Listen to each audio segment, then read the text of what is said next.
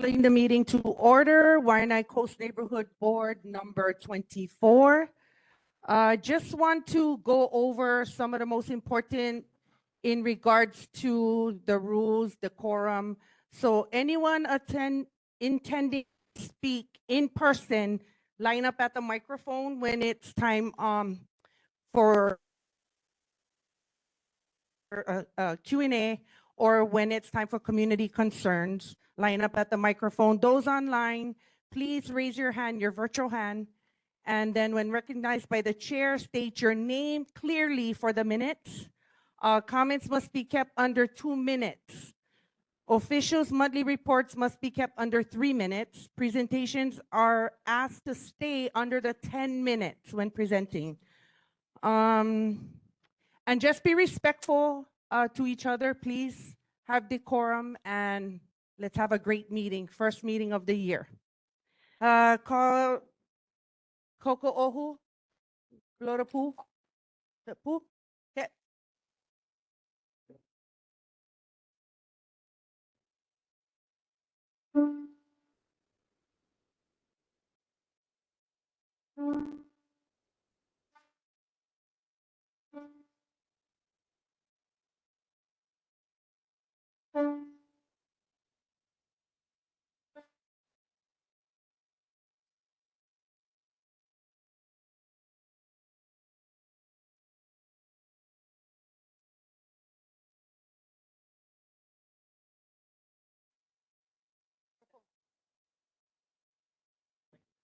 Yeah, mahalo. We're starting off the evening clearing our minds so that we can come here with solutions and focus on solutions for the betterment of our moku through the ike that we know not of. And so join in with me. We've done this oli before. It's called Eho Mai. It's a shorter version than what we do normally. And if you would repeat after me, and for those of you that do not want to participate in this oli, that is fine. Allow the vibration to touch you. Right? We're asking for ike, again, that we know not of from our kupunas to guide us through the betterment, again, of our moku, Wai'anae. Right? Repeat after me, ke olu olu. Eho mai ka ike. Eho mai ka ike. Eho mai ka ike. Eho mai ka ike. Eho mai ka ike. O ke aloha.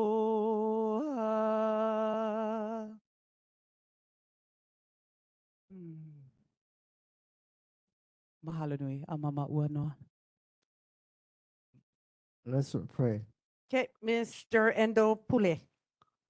Father, we just thank you again for another brand new year. We ask your blessing and your guidance throughout this year. Lord, I want to just say a special blessing and thank you.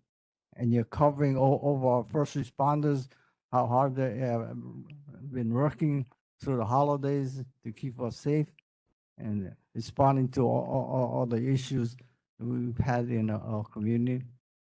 Lord, I pray that you bless those families that still mourning the loss of their loved ones, those who have still rebuilding from the destruction of especially the fires. May we as a community be one, caring for one another. Bless our board meeting. I pray this in Jesus' name. Amen. Okay, so board item number 2, declaration of any conflicts by board members. Okay, hearing none, moving on to City Emergency and First Responders Report. We have Honolulu Fire Department.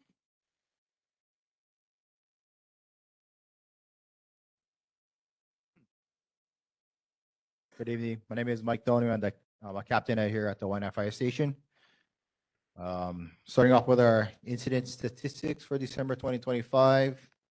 We've had 2 structure fires, 7 nuisance fires, 4 activated alarms, 164 medical emergencies, 1 motor vehicle collision with pedestrian, 5 motor vehicle collisions, 2 ocean rescues, no hazmat incidents, no mountain rescues.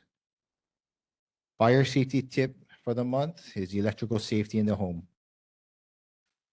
Check for electrical hazards in your home. Here are some tips to help keep your ohana safe. Plug one heat-producing appliance, such as a coffee maker, a toaster, etc., into a wall receptacle outlet at a time. Major appliances, such as refrigerators, dryers, stoves, should be plugged directly in the receptacle outlet. Extension cords and power taps or strips should not be used. Check electrical cords to ensure they are not running across doorways or under carpets.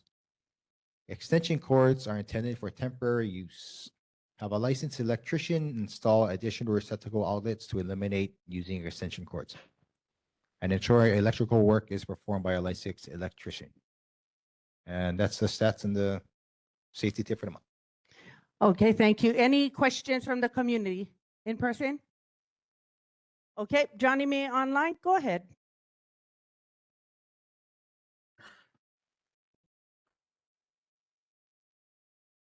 Coming. Oh. Oh, okay. I'm sorry. Thank you, Chair Johnny May Perry. I understand fire department issued the fire permits. Is that correct? Firework permits that was issued Yes. by fire department. Yes. Okay. So do you share that information with HPD for enforcement purposes? I believe no. I think that it's just for acquiring fireworks. You just need to buy a permit. I'm not sure exactly, but I'm not sure if it's shared with the police department or not. You know if it will, because that would help them kind of use the resources more effectively to see what areas has the most purchase. Yeah, that's true. That's possible. I can bring it up. I'm not sure what's going to come in, but I'll definitely bring that up. Thank you very much. Thank you. Again, question. HSBD folks, what are the most hard to get to areas on the Wai'anae Moku if there was any fire, so that we as a community we can recognize that these places are very hard for you folks to get. I would say the hardest parts are probably mostly on people's residences. If we have to get through like driveways and a lot of people have a lot of big land out here. Yeah. So if you can keep like the land, like driveways and stuff clear, that'll probably be a big help. Other than that, I mean, as far as the regular roads, we have pretty good access. Another important thing, you see all the narrow streets. I know parking is humbug at night, but trying to avoid like parking on the corners or illegally on like narrow streets, like over in Macau or anywhere, probably would help us out a lot. Yeah. Mahalo. It's good to know as the community, So mahalo. I think if I could, sorry. Okay, This is so, Nani. so please be sure to announce yourself that you want to speak and have the chair acknowledge that you want to speak, because we have somebody online Sorry. that about was, Chair. okay, so online, Kale, go ahead. Aloha. Sir, I wanted to know, Mount Lahi was on fire. I mean, literally on fire. Do you know what was the cause of that fire? No, I'm sorry, I'm not sure of the cause, and I can't speak onto the cause of that fire. If you want to learn about that report, you can go online and gather the incident report from the online resources on honolulu.gov/HFD, I believe. Okay, because it happened, a little later. I have to call a couple kapunas to see if they was all right. They were actually asleep, so that's a big concern, yeah. Mahalo. Thank you. I- Go ahead, Nani. Mahalo, Chair. Sorry about that again. No problem. So I'd like to expand it just a little bit more on Coco's question as far as the valleys themselves. What are the hardest valleys for you to reach? I can't really say if there's a particular valley that's more difficult than another, but it just has some more to do with the individual streets, as not necessarily just one valley in general, I guess. But yeah, just to retouch on top of that, yeah, a lot of the streets out here are pretty narrow to begin with. So when you have cars parked illegally, that's gonna affect our response a lot.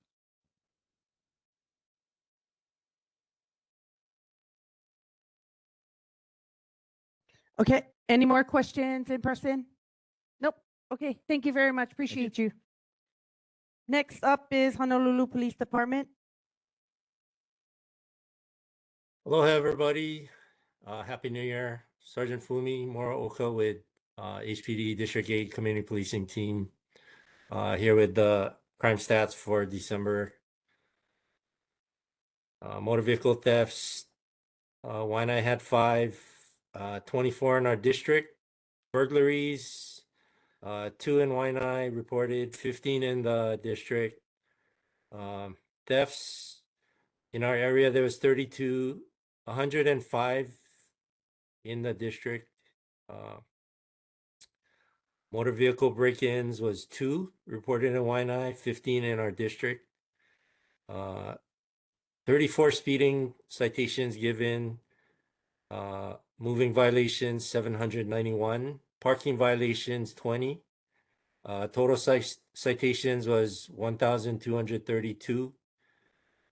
Total calls for service 8,521 in our district, of which 2,479 was Wai'anae. Last month, there were no questions to follow up on. Just an announcement. This Friday, January 9th, there will be a career fair for first responders, providing information on employment opportunities. We are partnering with Wai'anae High School Sea Rider Grub and Market. I believe it's a food truck event at Wai'anae High School parking lot in the front. The public is invited. Most of the first responders will be there to provide career information, of which some of us will provide physical agility testing, or just going through some of the exercises so that like the youth and the adults that are interested can see where they stand as far as physical testing to get into the different academies and things like that. So yeah, we've been putting out announcements to the school through all the schools in 96792 through DOE, and but students and adults are invited to come check it out if they're interested. That's all I got. Okay, we one in, then come to the mic. Aloha, John Makepa with the Wai'anae Valley Homestead Community Association. Just a couple of things regarding our homestead. So a lot of our neighbors have been calling regarding trespassing at one of our abandoned homes on Kaneaki Street. And we've been told by HPD that the owners need to be there. There is no owners because the home is vacant. So I was asked to go and meet the officers there. And when I asked what happens if I'm confronted by the trespassers, 911 told me then one. And I was like, well, that's why I'm calling. I'm calling now to let you folks know that there are trespassers on the property. And so, you know, our homestead is requesting for police presence when these trespass calls come in. We realize it is a civil issue, but a quick stop by, shine the lights, confirm that no one is there will deter the trespassers. And we realize that HPD is busy, but our major concern is the house catching on fire, or any vacant property in our homestead. So any deterrent is helpful and appreciated. And, you know, My question to HPD is, what is the protocol that HPD follows when it comes to Department of Hawaiian Homelands? What are the do's and don'ts? Because it's kind of a gray area. First of all, yeah, thanks for that question. So yes, you should call 911. But as far as taking legal action, if it's private property, then we do need the responsible party to be there and, you know, represent the property. But you're saying there is nobody that owns the property? There's no, The property is It's- vacant, it's abandoned, there were squatters there Okay. that was evicted by State Sheriff's Department. And so our homestead has been, and the neighbors have been trying to keep the trespassers and the squatters from coming back. So we've been calling HPD and sometimes they don't even come up. So we're just asking for more police presence. what is the address? Do you know? It is on Kaniaki Street. It is 85-1267, I believe, Kaniaki. Sorry, 85 1267. 1267. Okay. So we work with DHHL as well. So I'll get in touch with the people we are in touch with, the representatives for the enforcement section. And Yes, we'll that would be David Hoke. yeah. So we work with David. I'll ask him about that property, see if there's anything we can do to assist him. Mahalo.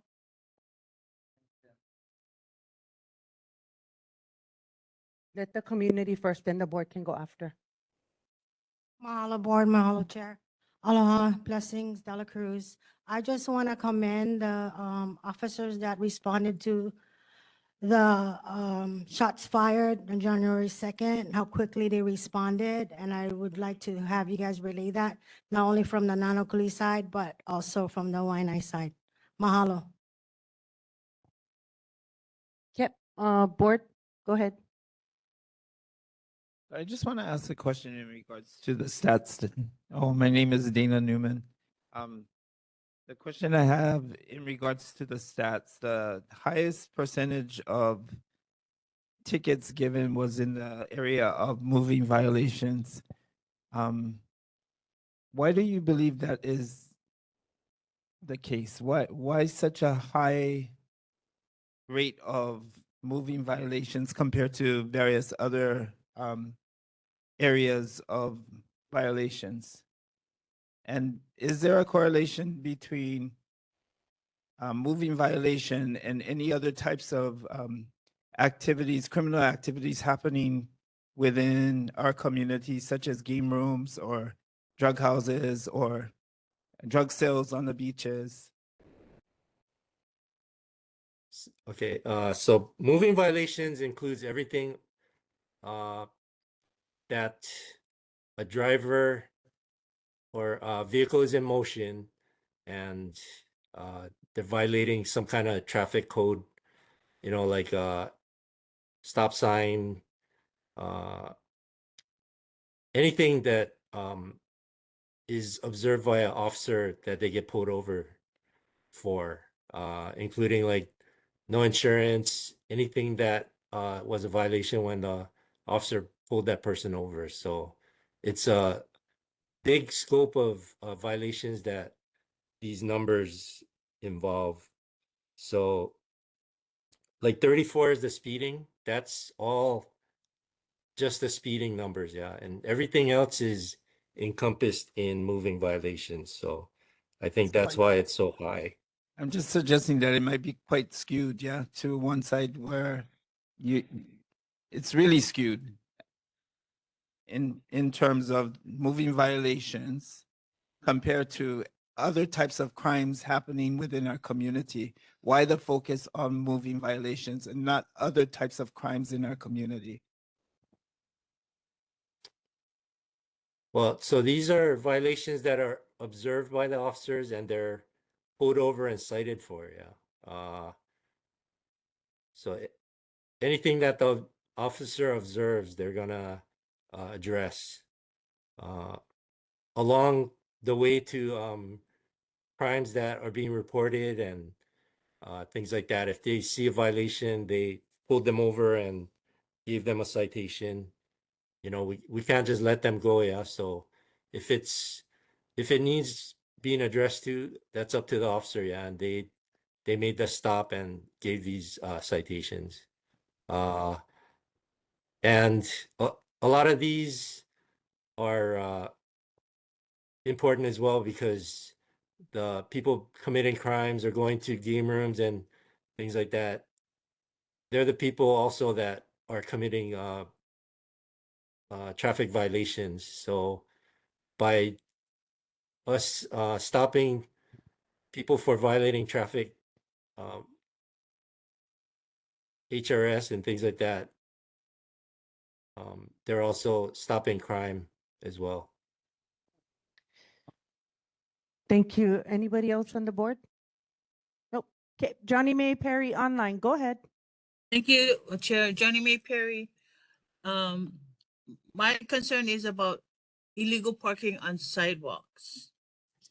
Last month, there was a gentleman that came to the board and Corporal Makino was the one the question was asked to. I am aware that District 8 had a lot of overtime because of the enforcement, traffic enforcement, because there had been many fatalities and speeding on our roads. Mililani, there was an article in the newspaper about Mililani and how they address sidewalk. Officer, it was noted in the paper, officer went down and gave people tickets for illegal parking on sidewalks. Kailua Neighborhood Board, there was a concern of homeless sleeping by the fence of the school. The officer responded, they will look into it the next day. Last month, what Corporal Aquino told the concerned residents, and because it was his safety, was call 911. The answer should have been, we will follow up on it. Okay? Especially if it's in the school zone. Not tell the guy call 911. He already did that. It's a complaint. When we address something at the board, it's already a complaint. We do not need to call 911. So do spot checks, Lehuka Elementary, and all the schools that do random citation of any cars that park on the sidewalk. Honolulu Fire Department just said that's a problem for them of all this illegal parking on the streets. So do a random at the neighborhood, especially the school zones, okay? Because District 8 had incurred thousands and thousands of OT. So if that could be done by HPD. Thank you, Sergeant. Thank you, Johnny May. So I think what he meant was I'm not sure if it was specified. Was it specified Lehoku Elementary? Yes, it was. Okay, but we still need to know specific locations, yeah. So Lehoku Street, near Lehoku Elementary. That's very specific. You go down there, you see cars illegally parked on the sidewalk, give them citation. okay. I called DTS. They said they don't need any signage. Okay, so if you're going to enforce traffic enforcement, that's traffic enforcement. So especially around the schools, because what's happening, according to that concerned resident, the kids are walking on the main street. Strollers and kids alone going to school and have to walk on the main street because people in the neighborhood is parking on the crosswalk, the sidewalk, the sidewalk. So if Mililani can take action, if Kailua can take action, what's wrong with HPD, District 8, that incurring a lot of overtime cannot take action, especially in the school zone? And that was, to me, that was a concern that should have been addressed, and the answer should have been, we'll look into it. You drive Lehoku Street, you can see the cars. What cleared? Okay, the guy's concern was being retaliated by the neighborhood, so that should be enforced. Thank you. Okay, Chair. yeah, I we'll don't know look what into more that. to say. I think I'm clear. Thank you, Johnny May. So Appreciate it. Chair. there was not overtime to do traffic enforcement. That was our traffic division and the officers in the department on duty to do traffic enforcement. And yeah, we'll go look into that, Lehoku Street. But if you know, sometimes the locations, what he meant was we need to know when it's happening so we can address the cars that are a problem at that time. Yeah. So, but we'll look into it. Yeah.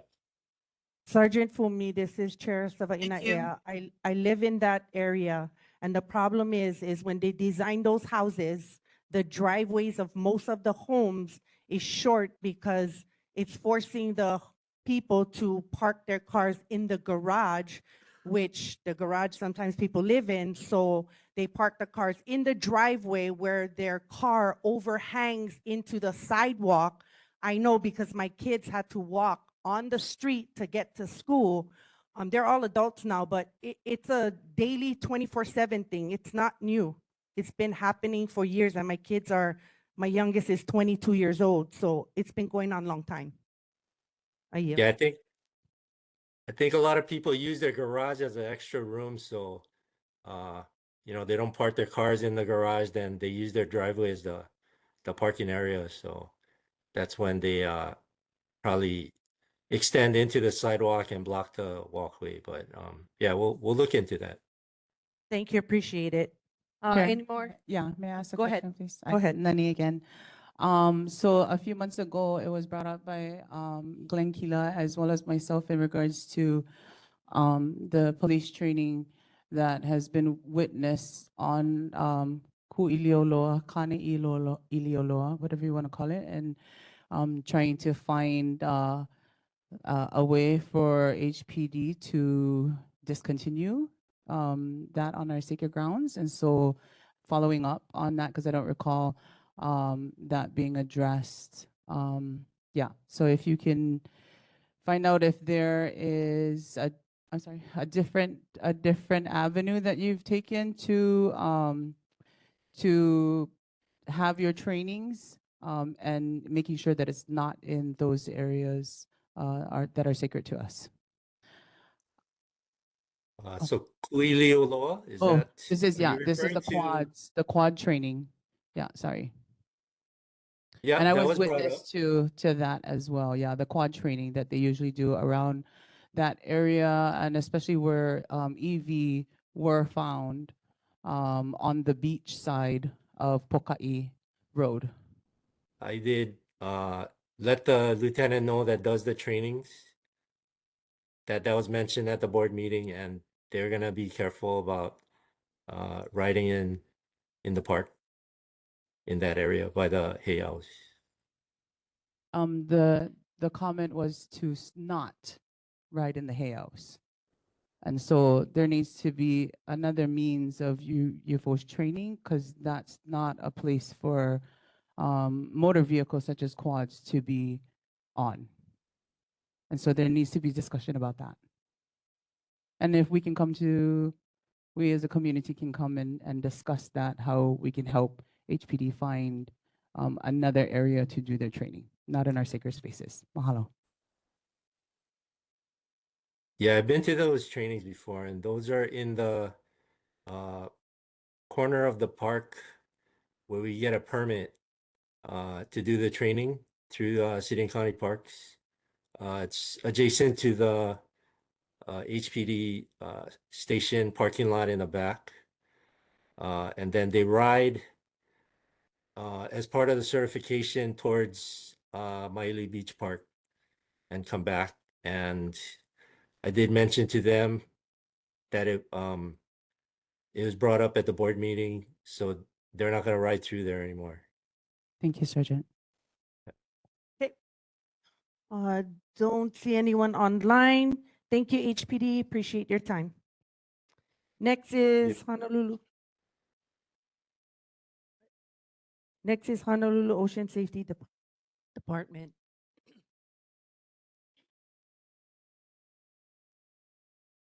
Hello, board. Thanks for having us here again. My name's Captain Crone. I'm in charge of the leeward operations. I'm gonna give you guys some of the highlights we had for December. Macaw Beach, we had a 30-year-old harassing a monk seal. Macaw Beach, we also had to move a couple boats due to large surf in the beginning of December. The latter part of December, the surf kind of dropped for the winter. It was pretty small. We're kind of in a weird weather pattern right now. Tower 50, which is Keavua, we transported 2 people out of Keavua that they ran out of water. A hard time getting out of there, so we got them out. Preventions, multiple preventions at Macaw Beach. Tower 45, which is Pokai Bay, we had a 60-year-old lady in there in the bathroom having difficulty breathing. Excuse me, I'm just going down the line. Macaw Surfside in Lailai, we rescued 2 people on 2 kayaks that got swept out to sea.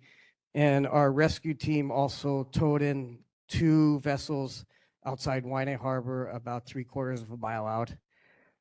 We're going to be participating Friday with the first responder career fest at the high school. One last thing, we got a new director, Kurt Lager, and I will see if he can attend one of the meetings. And had a question for the board. Do you have a group email? If not, I wanted to get you guys charts where all our towers are located with the tower numbers and the beach name and everything. So whatever email is shared with me, I forward all those emails to the board in a blind copy. Okay, perfect. I'll send it that way. Okay, thank you. Any questions in person? Chair. Go ahead. Mahalo, Captain Crone. I'm Lono Kamakahiki, Haole Makahikio. Really appreciate, first responders. My question was that 30-year-old that was harassing the monk seal, was he a local or he was out of from another place? I believe it was non-local. And when we see the monk seals, we call the monk seal task force, and we'll usually put the do not cross caution tape around them. But sometimes we'll put like an area and then they'll swim down like another 30 feet. We don't want to disturb them, but we do our best to not let people get near them because it's a harassment case too. And Right. So I know that you folks do, once the sealer comes on the yeah, kahakai, then you guys, put the tape Tape around and off, stuff. yeah. So was it already, the tape and all of that was there you know what, before that this one, 30-year-old came? that one, it just swam up the beach. So they might have been walking in the water. Like sometimes you can't even tell, like you think it's a big rock, like, Okay. yeah. Thank you. Okay, online we have Johnny May Perry. Johnny May, go ahead. Thank you, Chair. Johnny May Perry. I heard through the news, and you haven't reported in the past month, maybe it's something new, about the EMT station at Colina. Can you expand on that? The EMS service at EMS Colina? station, we are a total different department. They're EMS services and we're ocean safety department. So we are total separate units.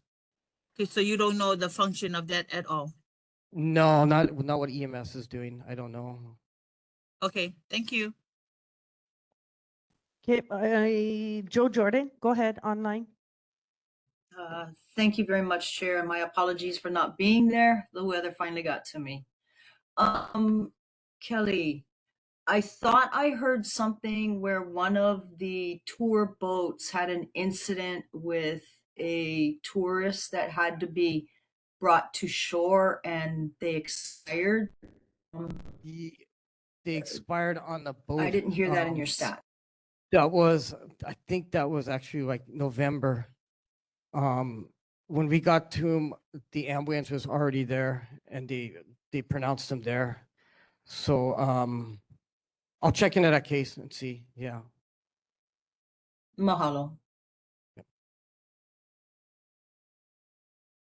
Okay, I see no one else online and no one in person. Thank you so much for your time. Appreciate you. Okay, next is Board of Water Supply, BWS. Aloha. Ko'ihilo with the Board of Water Supply. My apologies for last month. I was ill. So the month of December, we had two main breaks. December 8th, we had 8-inch main break on Old Government Road, 85-786. And 4-inch main break on the 20th at 84-965 Farrington Highway. General water announcements. Conserving water now comes with bigger rewards. The Board of Water Supply, in partnership with the Department of Environmental Services, has expanded the Water Sensible Rebate Program, doubling many rebates. I printed out some pamphlets. It's on the table, and you can feel free to take one. There's a QR code too if you want to scan it with your phone. So residents can now receive higher rebates, $150 for Energy Star clothes washers, $200 for water sensible sense labeled toilets, and $400 for smart water monitor. Commercial customers may also qualify for higher rebates on plumbing and kitchen equipment. The goal is simple: help people save money while using less water. Find out more at www.boardofwatersupply.com/rebates. Can that flyer be emailed to me so I can send it to the rest of the board members? Can. I'd appreciate that.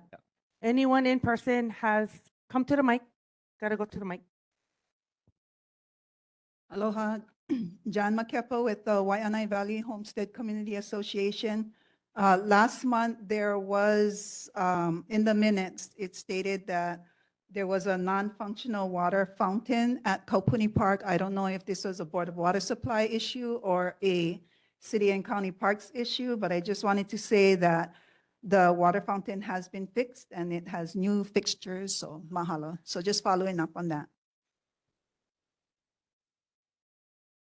Aloha, my name is David Kellis. I am recently moved into Wai'anae, and I got a question for you. Thank you very much.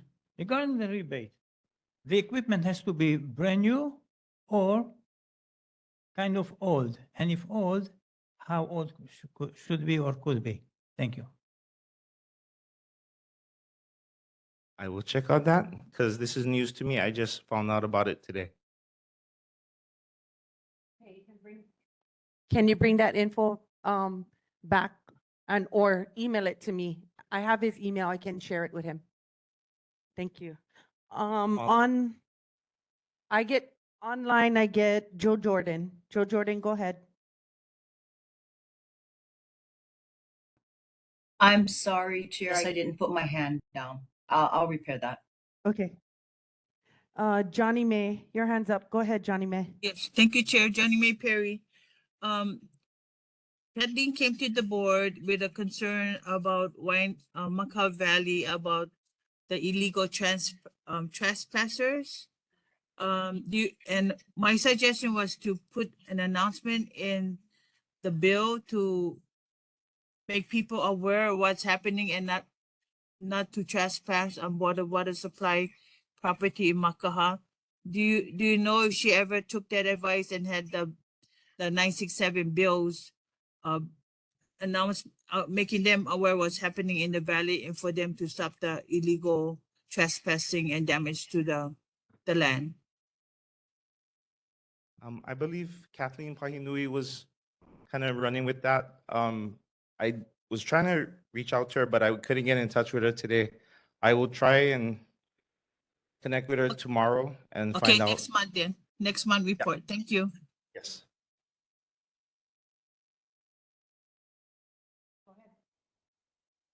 Dana Newman. The question I have is last month Don Cheng was here and asked the question of water as a public trust. Can I ask you the same question? What is water as a public trust? What does it mean for our community? Because there's a lot of concern about individuals utilizing waters at the harbors. Like, do they have a right to utilize water? Or are we saying that because you don't live in a dwelling, that you don't have a right to use water? If you're a taxpayer, you get the right to use water, and if you're not a taxpayer, you don't get the right to use water. So what's your understanding, or who can you get an understanding from so that our community can be educated about what water as a public trust means? Okay, I'll ask my higher ups about that. Okay, I see no one online and no one else in person. Thank you so much, BWS. Appreciate you. Mahalo. Okay, next is military official report. Lieutenant Colonel Straw, go ahead. Aloha Board, Lieutenant Colonel Sean Stroh with the Army. Just 2 training advisories coming up in January. First one is the 2nd and 3rd week. There will be artillery, mortar, and demolition training on Schofield Barracks. We expect that to occur between 5 a.m. early morning to midnight. So pretty significant hours of explosions there coming from Schofield Barracks. And then aviation movements, daytime 6 a.m. to 6 p.m.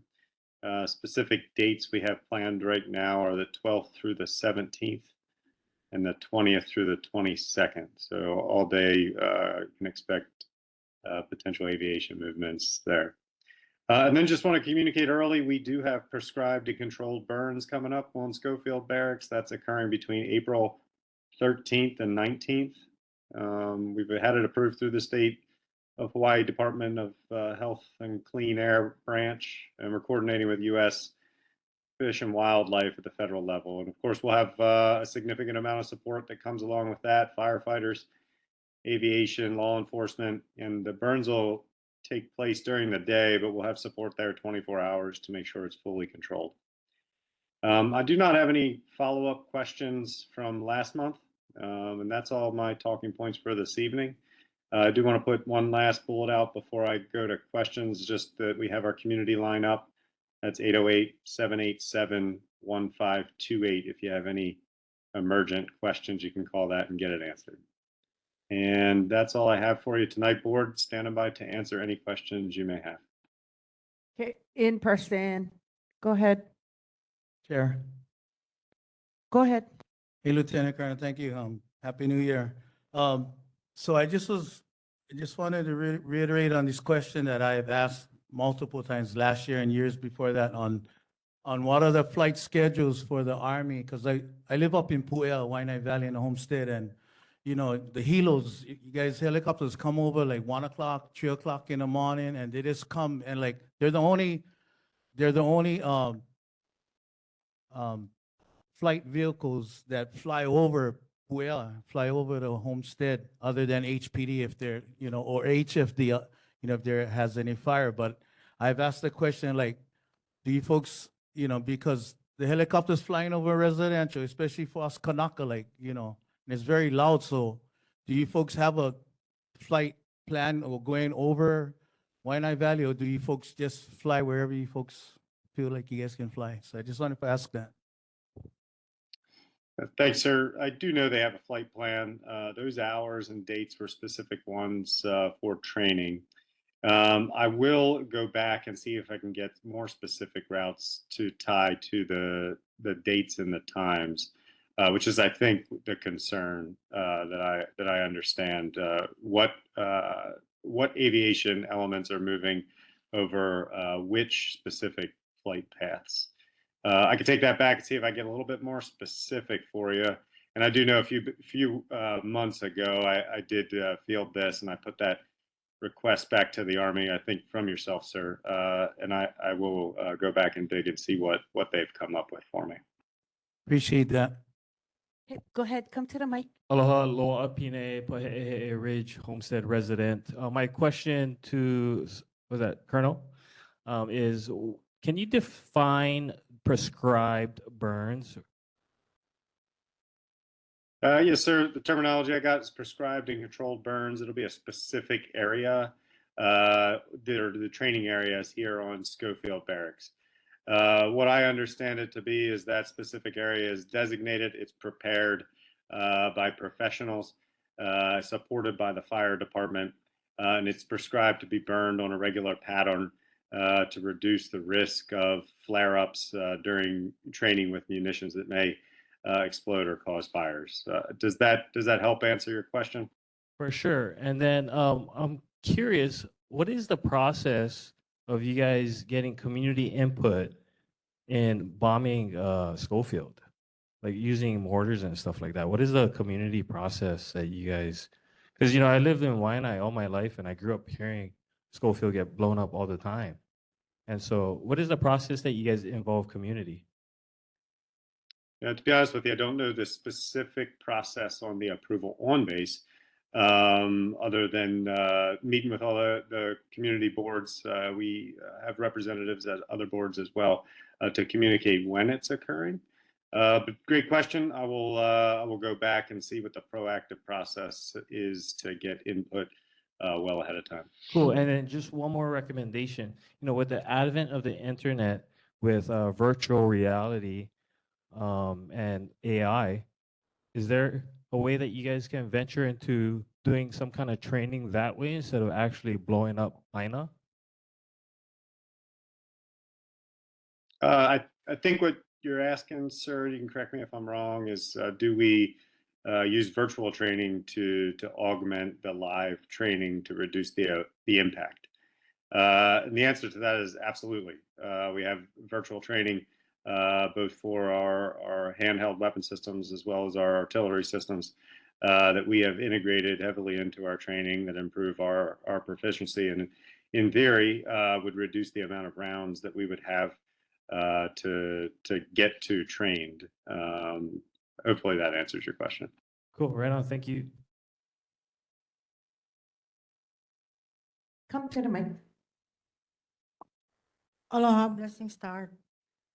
This is just a follow-up from the last month in regarding to the 3 tower lights and your aviation training. You guys did fix it within 24 hours. Mahalo. Mahalo. Hello, Colonel. Happy New Year. Pikachu, Shelby Billionaire. Hope you're doing a beautiful new year. I have to ask the question, are you able to comment about UFOs, UAPs? Because I can see them all the time above Wai'anae. Planets are white, stars are blue. Anything that moves ain't me and you. We just had 3-Eye Atlas go, past Leo constellation, the same time the Epstein files were to drop on December 19th. I know I don't trust what POTUS just did to Venezuela. Ask your but are you able to question. comment about UFOs, UAPs? Thanks for the question, Pikachu. The U.S. Army has no comment on UFOs. Thank you. Just what I expect. Mahalo. Being honest. Thank you. Now online we have Joe Jordan. Joe Jordan, go ahead. Thank you very much for being here. So last month I did ask my question that I asked 3 years ago of the Army. 3 years ago, we had a major storm in Makua Valley that produced 10 to 12 inches of rain, which flowed very vigorously underneath your fences into our nearshore waters in Makua. And I asked 3 years ago, what is your plan of action as the Army to check those areas after those heavy rains of the side of your fence boundary? That is the question that I asked last month. I asked it 3 years ago, and I'm still waiting for a response. Okay. First, I apologize for not transferring that. I don't think I was here last month. I had a rep in. Just to clarify, if there are heavy rains, were to wash explosives underneath the fence, what are we doing to proactively check around the fence and ensure that that doesn't impact the community? Is that correct, Ms. Jo? Yes, I am actually referring to the area outside of your fence line and where it flows under Farrington Highway through a bridgeway into our near shore waters in Makua. My understanding was there was no protocol. So I would like to get that answer from you folks. It's been quite some time that I asked that question. Okay, I understand. I will take that back, and I will be back here on February the 3rd, I believe. I'll have that answer for you. I appreciate that. Thank you. Anybody else in person? Go ahead, Mr. Endo. Colonel, I want a clarification on the control burn. If you're gonna do it in April, that means you no longer do it in May? Because we used to complain about May because they always used to burn during our graduation week. And so I just wanted to make sure you're not gonna be doing any burns in May. Yes, to be honest, I have nothing on the schedule that I can see right now for May. And those dates in April are the prescribed and control burn times that we have for you now, sir. Thank you. Go ahead, Dana. My question, recently we had an incident in Wai'anae where some sand was taken from the Marine Corps base and was brought into Wai'anae by a contractor that may not have known that the sand might contain ivikupuna. But my question for the Army is, how do we get back any kupuna that may have been held by the Army or is being held by the Army currently back into our communities that was taken from this community? Any kupuna iwi, any kupuna ki'i, any mea Hawaii that was taken out of our community, held in your possession or in your museum or in your holding area? How do we get those items back into our community so that community organizations can take responsibility for those items? Yes, sir. There is a very deliberate process that we take for cultural artifacts and so on and so forth that we have to distribute those and get them back to the state or the federal portion that we would go to. As I sit here right now, I don't know the step-by-step process. I do know we have one. And I believe it was 3 or 4 months ago, I fielded this question and got you the answer. I can bring that specific step-by-step process to the next meeting. I don't have those specific notes on me right now. But this was a question we fielded a few months ago, and I'd be happy to bring it back next month for you. Can you email that to me, the chair? Then I can share it with the board, and then Yes, you Chair. can Absolutely. briefly talk about it, just so the other community members know what's the answer, your response. I appreciate that. Absolutely, Chair. And I will have that out to you tomorrow. Okay, and then I have Johnny May Perry online. Go ahead, Johnny May. Thank you, Chair. Johnny May Perry. Kailo residents have come to the Kailo board complaining of Kaneohe Marine Base, the odor. So tying in link with what Dana had mentioned, my concern of the sand from Kaneohe Marine Station to Wai'anae, contamination. The odor from Kaneohe Marine Base have been in the news. Residents from Kailua have come to Kailua board complain about the odor. My concern is contamination. Are you bringing contamination into our beach? Can someone get back, analyze the sand and get back to us? The contractor shouldn't be doing that without proper permit or even consent from the residents. I'm concerned about contamination. Thank you. Yes, Ms. Johnny May, and I'll take that question back for a response. Thank you, Lieutenant Colonel. Appreciate you. Yes. One more question, please. Okay, state your name so he knows. Nani, aloha. So in regards to the bombing situation that Loa'a had brought up over in Schofield, and I'm not sure if this was brought up. I want to know. I'm sorry. Lihue. Yeah, mahalo kako. I want to know, and I don't know if this was brought up before. You bomb. How long do you take to clean it up? And do you clean it up? Yeah, the ordinance would land in a designated impact area that we have. It wouldn't immediately be dealt with until we would clear the area. And that the periodic clearance of the impact area that is designated and protected and monitored by our range control support. I don't know offhand the frequency that they do that. But we do control the access to it to ensure that the community is safe and soldiers and families here on Scofield Barrett. Can we find out the status of that, please? How much cleanup? Because the bombing, like 3 o'clock in the morning, like all of our natural inhabitants of our areas on the opposite of the mountains are affected, including our people. Yes, I'm looking also to like how can our community, like you guys, help fund us to clean up, yeah. Our people know better how to clean. Military usually does not. Mahalo. Absolutely. Understand, and we'll get that question back to the Army for response next month. Okay, you'll be the last one, and then we got to move on. Aloha. Kelini Kahau. Colonel, you folks have a Zachary Taylor Treaty that is recognized still today with all departments of military. You have 30 days to clean up after bombing. It's in that treaty. That treaty comes from Kamehameha III. So if it's recognized back then till today, you have 30 days.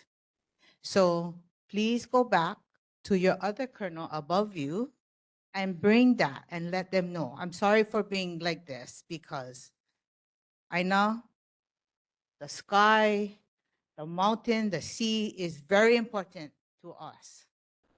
Kanaka people of all, please. It's in that treaty. And I wish you folks to keep reading it because it's still recognized today. I got that recognition by the colonel on Camp Smith. So that is Air Force, Marines, Army, Navy, everyone. Mahalo. Mahalo and thank you. Okay, thank you, Lieutenant Colonel. We appreciate your time. Have a good evening. Moving on to board business, approval of meeting minutes for Tuesday, November 4th. Can I get a motion to approve the minutes, November 4th? I so move. Second. Okay, Joe, go ahead. Joe Jordan. So yes, my discussion on November 4th minutes. Can we please correct page number 2 under ocean safety, October 2025 incidents. It should be Ka'ena Point State Park. Again, under the same report, the top of page 3, again, that's Ka'ena Point drowning response. I think that's probably what I have for the month of November, Chair. Okay, notes have been made and call for a vote. All those in favor? All opposed? Anyone opposed? Any abstentions? Okay, motion carries. Now meeting minutes, December 2nd. Approval. I so move.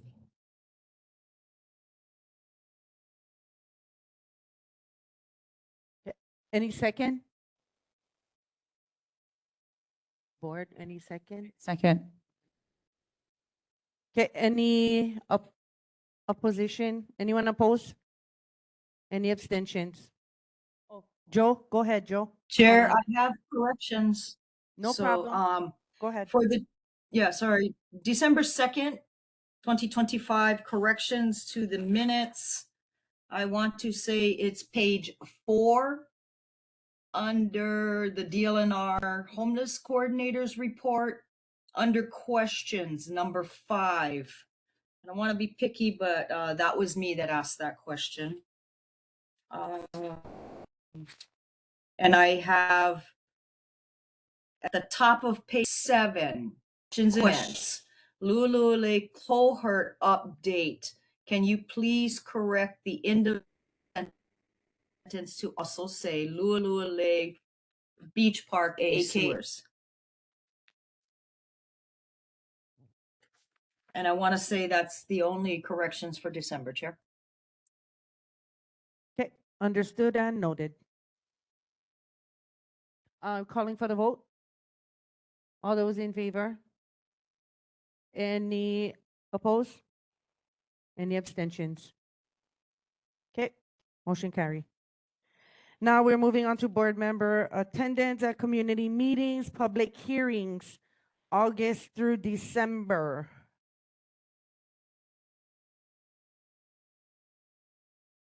Anyone have any meetings that they've attended?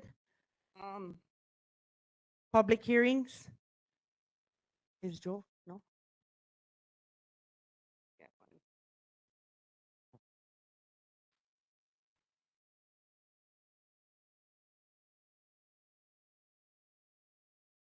As a board, community meetings as a board member, and then public hearings. So I went to November 10th, I went to SWWAG, Stormwater Wastewater Advisory Group meeting. And then I went October 15th, Grassroots Institute of Hawaii. They were talking about expanding housing in Hawaii. And then the H&L Charter Commission, that was another one at Nanakuli Community Library, October 15th. I also went to the DHHL's blessing in regards to the Yorktown.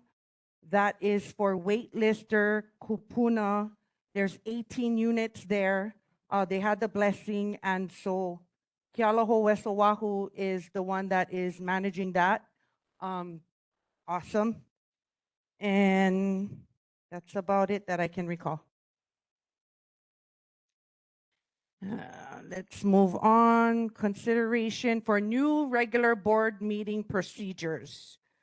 So this was brought forward by several community members in considering, so we already do the Oli and the Pu, but someone brought up, what about the Pledge of Allegiance at every meeting or only for special occasions? So we need to put this to a vote in moving forward so that we don't have this on the agenda forever. So,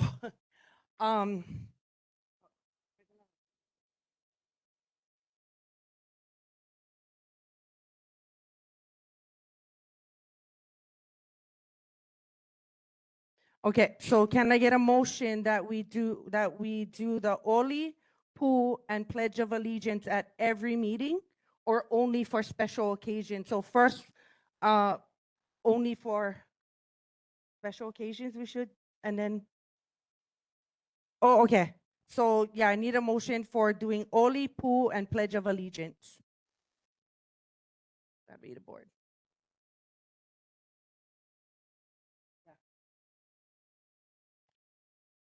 Okay, no motion, then we won't do any of it.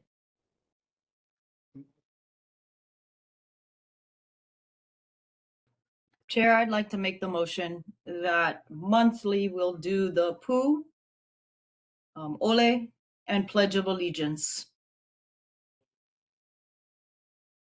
Sorry, her pronunciation. Oli. Joe, Oli, not Ole. Sorry, Oli. You're good. Yeah, Chair, Monthly. yeah. Can we discuss this further? You need a second. What needs a second? A second to do the three motion. of the motion? No, I don't second that.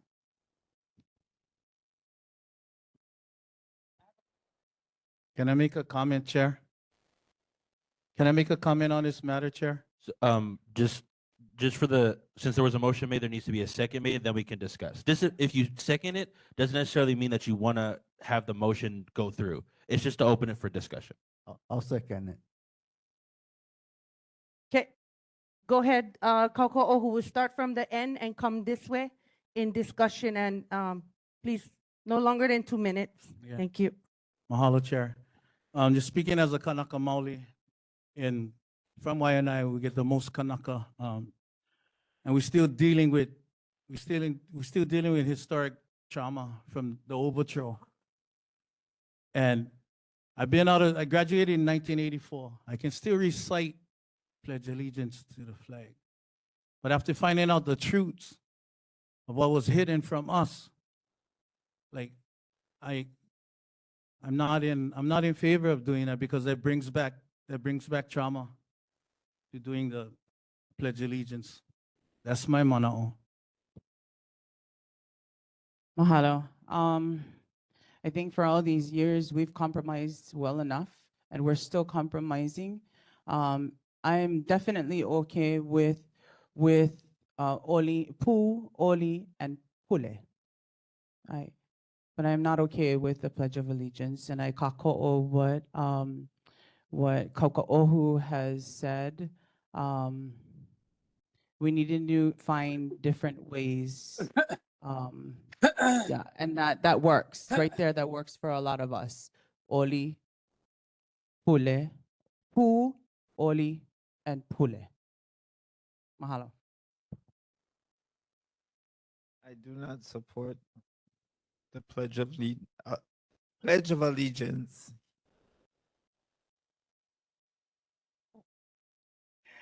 Aloha. I'm a combination of both Kanaka and Haole. I am. And I'm 76 years old. I will honor both sides. I've heard of all of this since I was 25. I'm 76, it still goes on.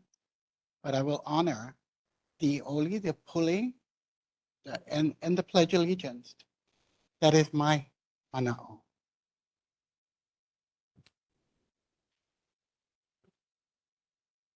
You don't have to, just, is it open for discussion? I just want to share, our board did do it, and then maybe Joe might remember, for some reason we stopped. Maybe because we didn't have a flag to put up or something, but anyway, at that point, from that point on to now, we stopped doing the pledge. So I think it's good how we have it without the pledge. Go. Okay, let everybody go, then we come back. Okay, Joe Jordan, go ahead. I'm just gonna express from my time on the board from 1999, probably all the way through maybe 8 years ago. This board did do the pledge and some sort of prayer. I don't remember. It's been a very long time. And I don't know why it went off the agenda. I cannot speak for those prior chairs. Just as a reminder that way back then, one of our board members refused to stand for the pledge, and they have every right to do that and not recognize the pledge. So, when we take the vote, we'll take the vote, but just to be mindful of that, right? And our board received a lot of slack for that board member choosing to sit, and she sat every single month. So just to let you know, there has been a historic, honoring of the flag, and I too don't know where the Hawaiian flag. Oh, I don't know. So that's just my 2 cents to let you folks know, because many of you weren't around, except for Mr. Indo, probably about 10, 12 years ago. So just to let you know that it was contentious back then. I think it's a good opportunity. Thank you, Chair, for allowing us to have this discussion. Okay, go ahead, Nani. Oh, okay, Kaukaohu first, and then you can come back.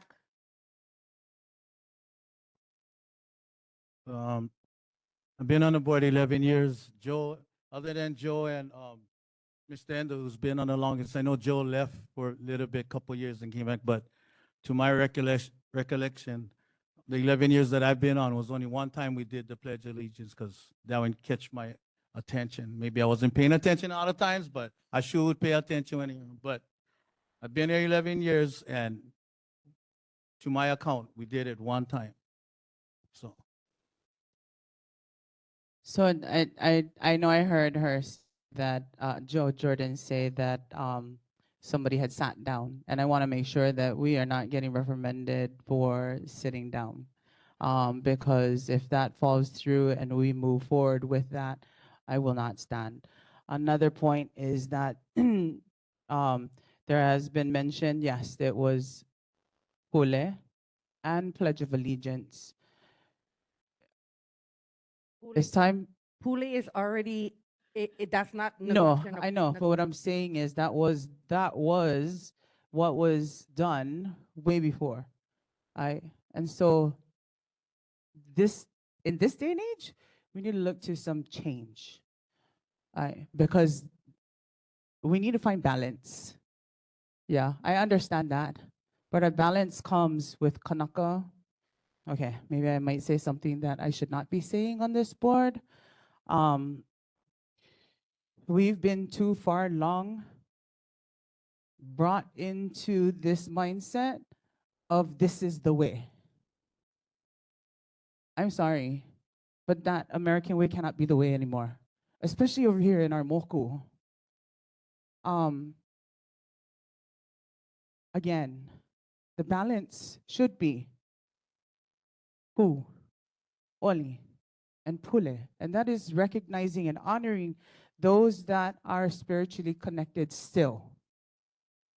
That's a balance. This Pledge of Allegiance right now, as Kauka has stated, it's traumatizing, and it's still traumatizing today. We need to change that because our moku needs to heal. And that Pledge of Allegiance being brought at this time for us to make change, pono change in our community, ole. Mahalo. Okay, we cannot stay on this on like get choke stuff that we got to get through. So Dana, you're going to speak, and then I'll have my last, and then we're going to the vote. As a former service member, once again, I believe that the use of the Pledge of Allegiance has been found to be unconstitutional in certain areas, right? Because taxpayer money goes into funding certain things. I would check whether or not it's constitutional to even put that in the space. Then you also see how putting that in the space causes disruption to many people within our community on either side. And so why would we open the door for this kind of division to occur within our community? So that's all I have to say. Okay, so my put in this is I am Kanaka. I am on the DGHL list, so I get more than 50%. My point I'm making is I served in the United States Navy, and I'm from two worlds. My father, my uncles, they all served in the military. And I only brought this forward is because this is not about us, the board. This is about the community. I was approached by the community in why I brought this on top of, for discussion, because it's not about me. It's not even about us. If a community, not one, several community members said, oh, how come it's all Kanaka? And these people are Kanaka, bringing this forward because their families served and some of them died for us to be free. And so we are stuck in two worlds, and you are privileged to not stand if you choose not to recognize you can honestly, you can walk outside if the Pledge of Allegiance is being done and you refuse to stand or even be present in the room. That is your right. I want all of you to know that, even the community. If you choose not to stay in the room, that is your right. And no one is going to reprimand or gossip or talk, because I have no problem in throwing you out if you attack or go after anybody and make comments that the person chooses not to stand or walk out. Because I have no problem in telling people to leave. So if we all can respect each other, that'll be fantastic. And I understand the trauma. I do. Because I only learned about my culture when I was in college. Why? Because my grandmother wasn't allowed to speak. We never even learned Hawaiian. I learned it when I was in college. So I just want you guys to know that I'm stuck in two worlds, and I'm okay, and I'm balanced to balance the left and the right. I yield. Chair, just like share one last manao. If there's any so-called compromises, because us as Kanaka, we've been compromising from freaking 1887. But with that being said, I'm holler everybody's manao on this, but how's about the community members that reach out to you, or community members over here? If you guys don't know about our history, our true history that wasn't taught in schools, we can come and share that history with you folks. And then afterwards, everybody get informed why we eha nui. Then maybe we can come as a census and come to a vote. But obviously, a lot of community members don't know our true history. You know, and I'll just say, if you were to know our true history, then you'll know how we feel. Yeah. So I just wanted to share that. Mahalo. I wanted to make a recommendation with the discussion that was had, since there are each their own separate entity in the agenda item, not the pule, because it's always been a standing agenda item, but specifically the oli, the pu, and the Pledge of Allegiance. I recommend that we take each one individually for a vote to be on the agenda, just because, of course, hearing the discussion, hearing both sides, having three separate motions, having a motion to adopt the oli to be on the agenda, the pu to be on the agenda, and the Pledge of Allegiance, have three separate votes, just to make it clear for the record. That's just my recommendation, Chair. I agree that we take each individually and do a vote. So starting with Oli. Chair, I need I Chair. move that we. Wait, Yes. Chair. Oh, So I will Yes, Joe, go rescind ahead. my motion. Thank you, Joe. Appreciate that. I move that we take each individual item separately as a whole. Okay, so Oli first, Mr. Endo. So make your motion. Uh, For to have do the Oli. I motion that we would do a Oli. Can I get a second? Can make sure you're on the mic so can hear for the record. I second. Okay. So all those in favor of Oli? Aye. Any opposed? Any abstentions? Okay, motion passed on Oli. Okay, now I need a motion for the pool. I make a motion to allow the pool to be utilized at all board meetings. I second that motion. Okay, now we're going for the vote. So all those in favor of pool? Aye. Any opposed?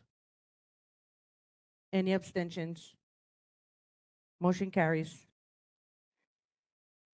Now we need one for Pledge of Allegiance motion.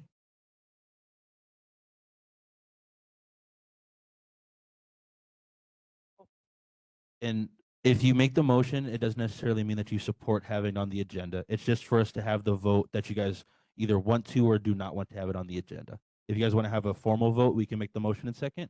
If there's no motion, then it's totally up to the board. So I make a motion that we do not use the Pledge of Allegiance at a regular board meeting. I second that motion.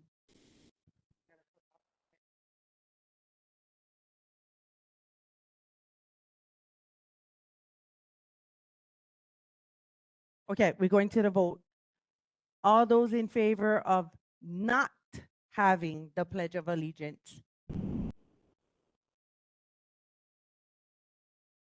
2, Mr. Endo. Yeah, Mr. Endo, them two. I think Kako. Kako. So far. Any abstentions? I will Any abstain. oh, lowered hand, cross. I saw his hand go up. Sorry, cross. I saw your hand go up and then go down. I want to make sure that your vote counts and you're participating. Yes, Did we- I vote the same as Board Member Nanina. It's a no. Okay, so that's a no. You don't want the Pledge of Allegiance. Gotcha. Thank you. Okay. And So then, Chair, I will abstain. okay. I'm gonna abstain because they got the vote. Yeah. Chair, Oh, abstain. Uncle, go ahead, Uncle Lanford. I think. Uncle Lanford, you're muted. I like the Pledge of Allegiance. Yeah, Uncle said he like. Okay, so what you gotta tell me what's the number? Okay, so the motion carries for no Pledge of Allegiance because there were 5 that said they did not, 1 that wants it, and 3 abstentions. So yeah, carries no Pledge of Allegiance. Now we're gonna go to presentations. So first one is Department of Parks and Recreation, Nathan, and then Auntie Jan Makepa. Aloha ahi ahi, hey folks, and Happy New Year. So it's not as much of a presentation that I have today, and I'm going to request to share the screen for my desktop login. It's more of actually a discussion and actually for a vote. But I did want to give some background. So if you folks aren't familiar, what's on your screen now is a mural that was painted at the bathroom building, the conference station over at Kaupuni Neighborhood Park. It was painted a few months ago by a artist named Andrew Graffbot. And long story short, it did not really get formal approval to be painted onto the bathroom there. It was a community event that had happened. My understanding is that it happened during a community event. Some folks in the neighborhood had requested that he paint this, and he did so. We've had discussions with the Homestead Association over there, Jamakepa including, and they like the mural. And I'm here today because I wanted to make sure that you folks are okay with the mural. Because if you do like the mural, we have no problem keeping it, and we can kind of retroactively go through the approval process. But again, wanted to get the mana'o from the neighborhood board to make sure you folks are okay with this mural depicting Prince Kuhio and some of the features you'd see in your ahopua in the back of the valley there. Chair.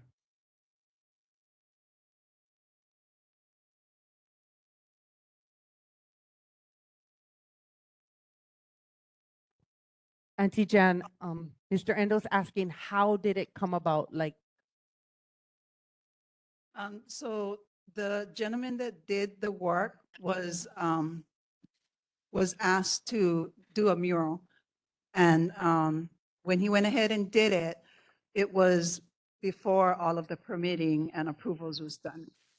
And so when the city parks went to go have him fill out the paperwork, he didn't complete it.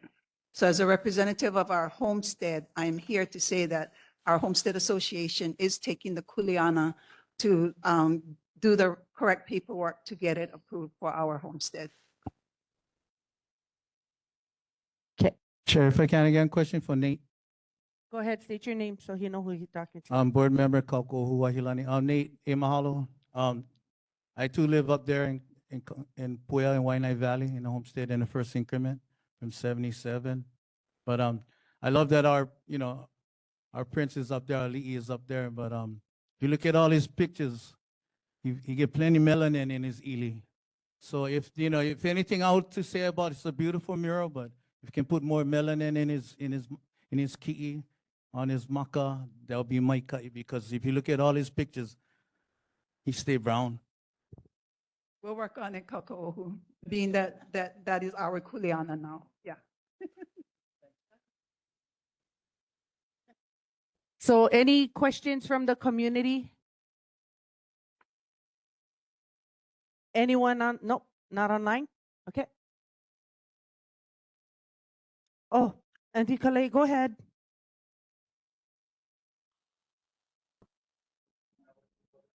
By looking at this photo, I do like the mural, you know, and it gives our kids, the Kikis, generation that's up there, an inspiration. But yeah, he can go a little more on the darker side. Mahalo. I concur. Go ahead. Do you wanna, oh, I was gonna ask. Okay, so, can I get a motion that our board, so Can we get one of our other board members to say something on Tukana? absolutely.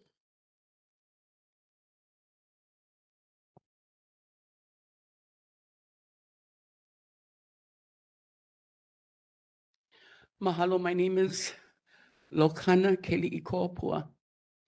I am one of the first of the 5 families that have been in the homestead since '77. Our parents was a very instrumental part, along with many other ohana. And I take full responsibility of that, because I take pride in our prince and the sacrifice that he has made for us. And I wanted our people to see, to recognize, to know who had made this possible for us beneficiaries. Many of us, as Kauka'ohu has expressed, don't know our history. DHHL is because of him. Hawaiian Civic Clubs is because of him. Many of us do not know. And by having that mural there where there are so much gatherings, if you don't know, you have now been exposed. And yes, and me and my sister, we stood guard while this painting, while this mural was going on, to make sure that no one retaliates against him. I didn't even tell my board.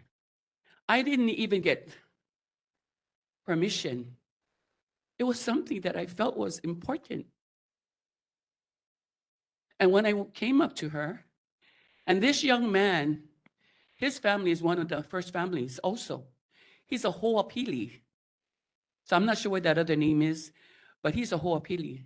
And Andrew, you may have seen a lot of his work out there in the community, not only here, Honolulu, neighbor islands.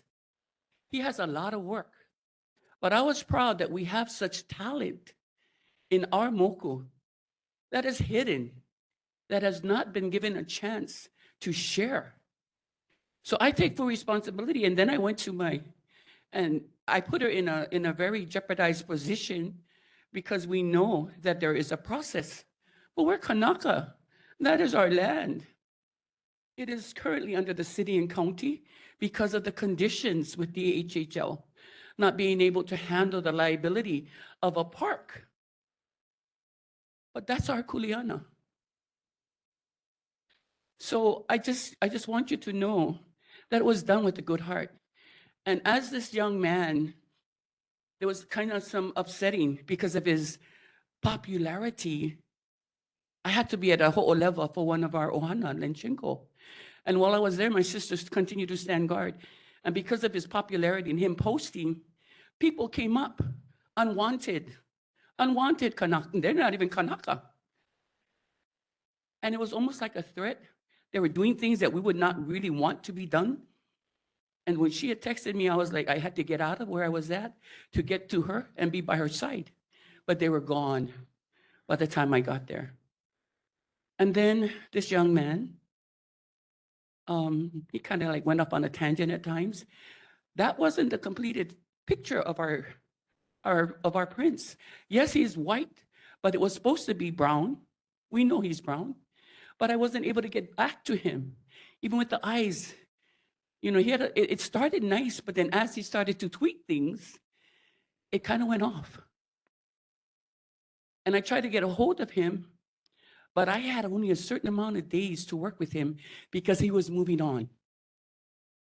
So this is what I had to settle with, not I, we. But if there is an artist out there who can help us to bring the true color to our prints with the authorization of our board and city and county, I believe we welcome that because it should be done correctly.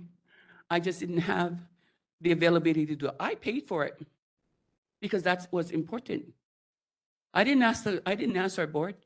I really wanted to do more. He was supposed to do more. He was supposed to do the side of for the mountains, to express our mountains. He was supposed to do the ocean. Then my next thing was our bridge, because as you enter our homestead, that's where, you make an impact. You want to give our people pride. You want to give them something to hold on to. That park took us so long to get it to where it is, and we are years behind. This is our regional park. This is with DHHL. We've had this on our agenda for many years. If they're not going to do them, we got to do them. Who's going to save us but us? Who's going to save us but us? So I stand here today asking you to forgive me for what I've done. But I did it with a good heart. And I do, and I apologize to my board what I've done.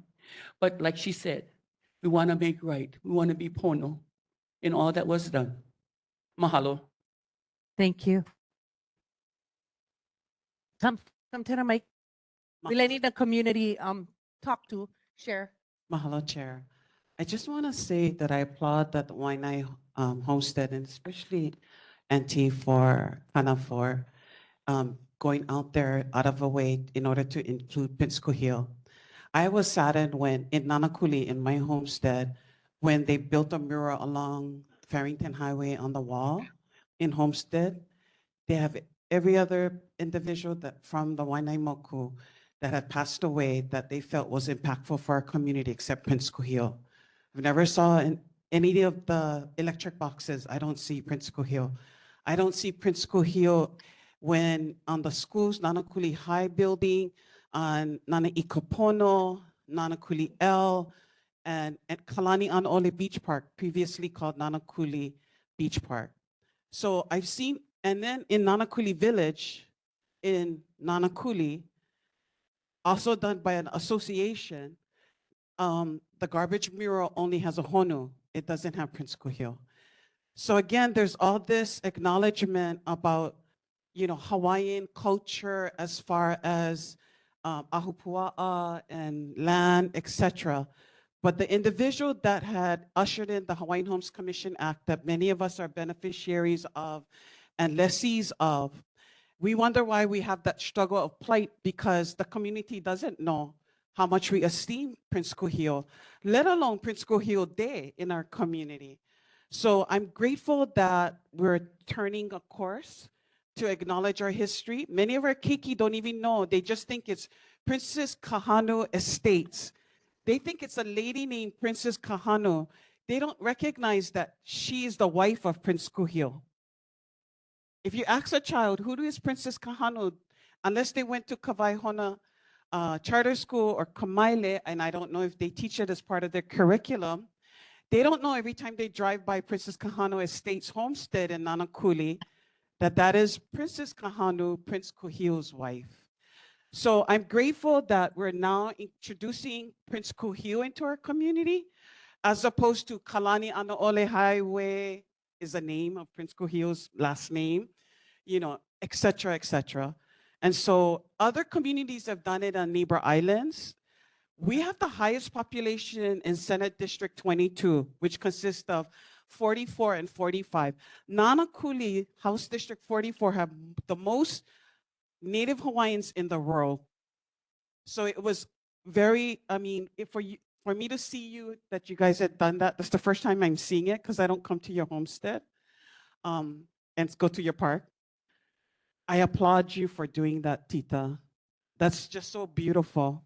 And I applaud the artist for doing it and also being open to corrections, but we need to kind of pay him if he's gonna correct it, right? So maybe it can go through a DHHL funding for a grant for him to correct it, but I appreciate it.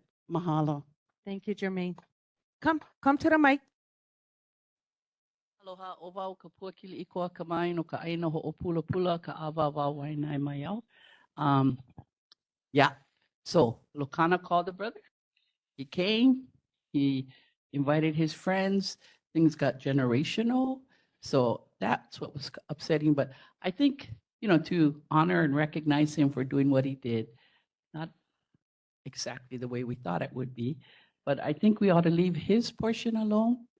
And because that's his work, his body of work, yeah. So then maybe if we have other artists that would like to come and share on the prints, we have a bridge, we have the sides. So I just wanted to comment on that, especially for Kana for reaching out, because sometimes, you know, we just got to do it. You know, you want it, you just got to do it, claim it, and then take whatever comes. Mahalo. Thank you, Auntie. Aloha, Kelly Kahau.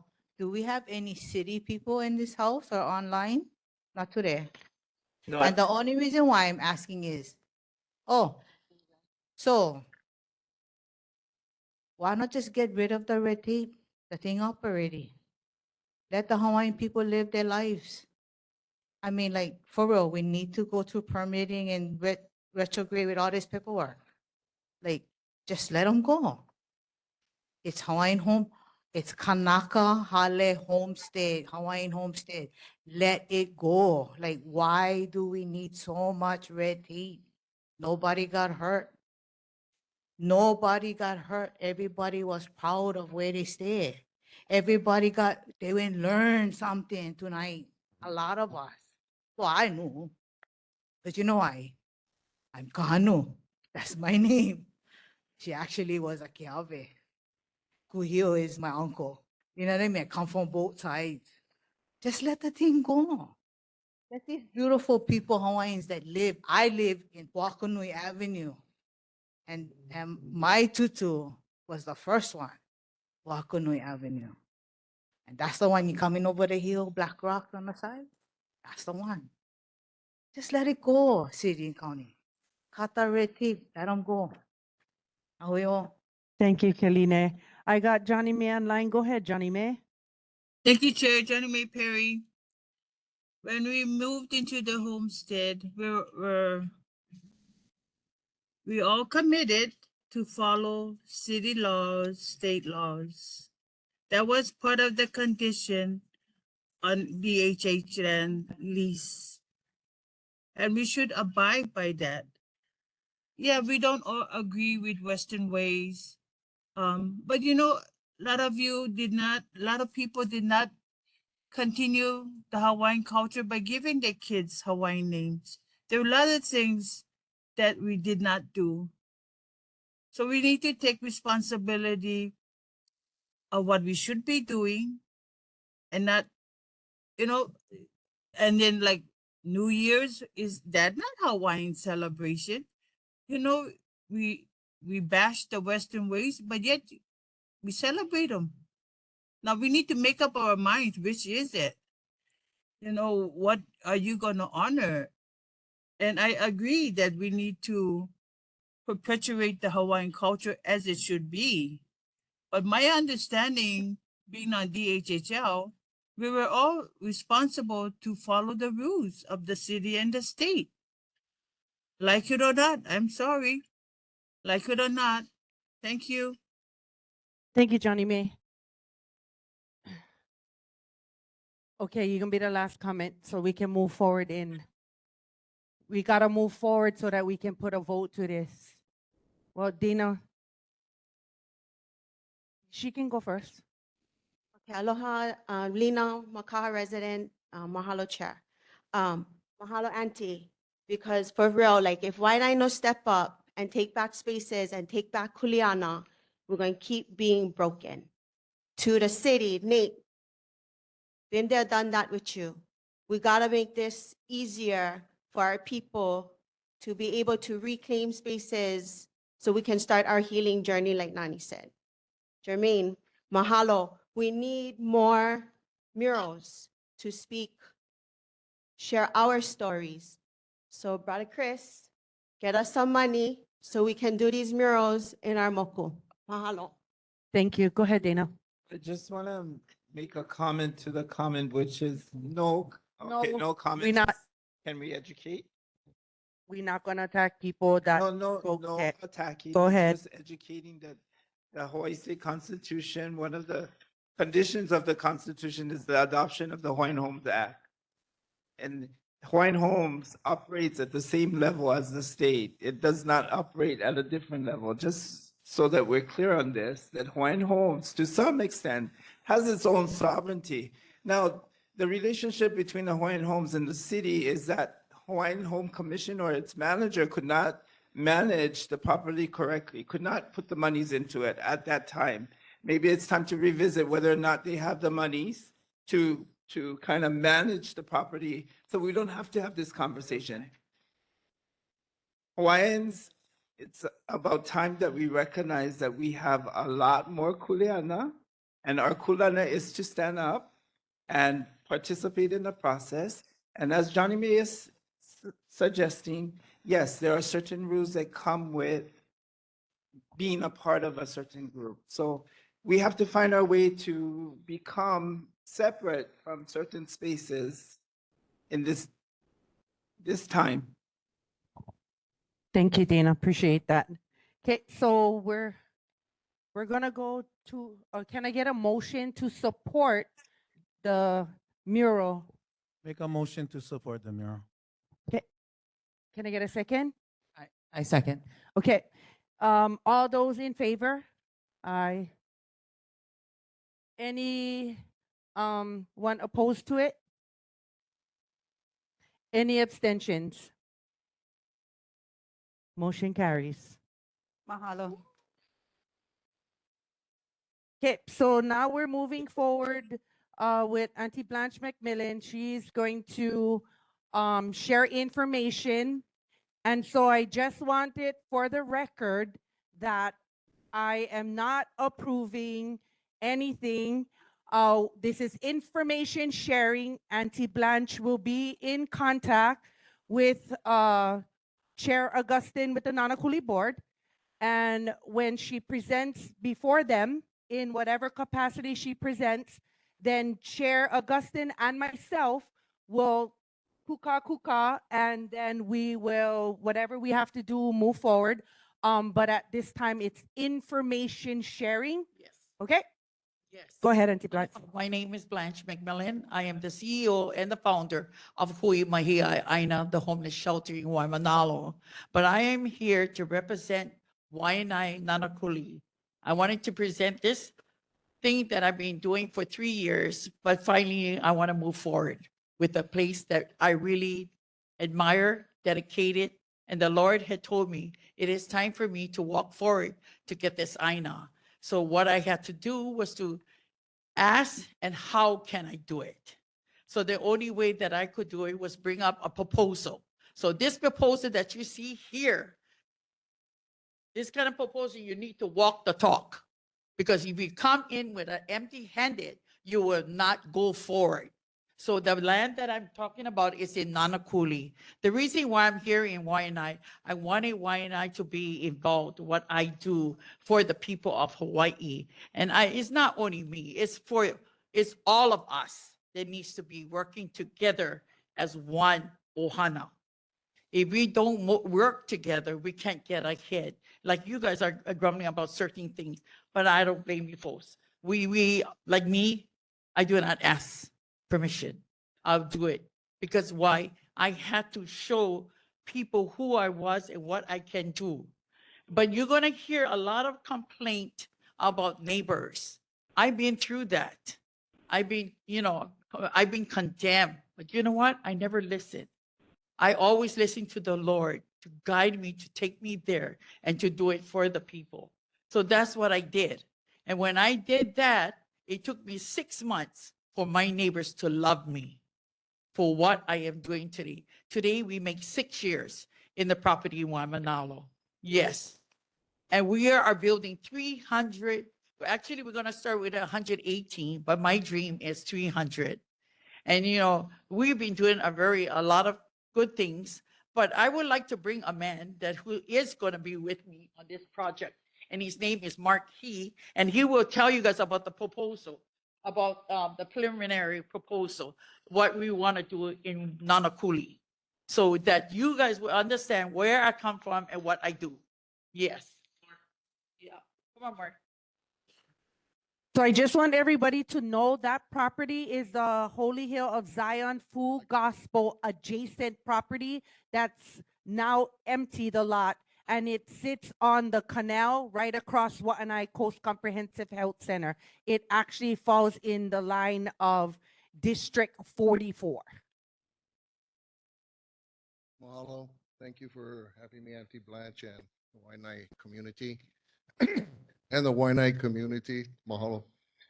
I came here probably about 6 months ago because Auntie Blanche asked me to talk to the kupuna down at Pokai Bay, and it was pretty overwhelming. So just to let you guys know, this is only a proposal, but my company is owned by 3 Native Hawaiians. We all went to Kamehameha, and our goal is to help the Native Hawaiians get on their land. We've been at it for years. My background is in finance. I'm a retired senior vice president for Morgan Stanley. But my mission in my life at 60 years old is to put our people back on our land. And I was able to complete at Kipo'olu on Maui. We just closed up last week, 125 homeless sleeping pods, showers, toilets, community centers, and kitchens. It was done with an entity from the state. We were the suppliers. We make our units in Busan, Korea. And I was able to find this company from friends that I worked in investment banking in Asia. And this is a company that built units for the Norwegian cruise lines. And they would build it and slide it into the ship. And so when you look at numbers, and it's the speed and the labor to bring the costs down, because in Hawaii we ship everything in. And so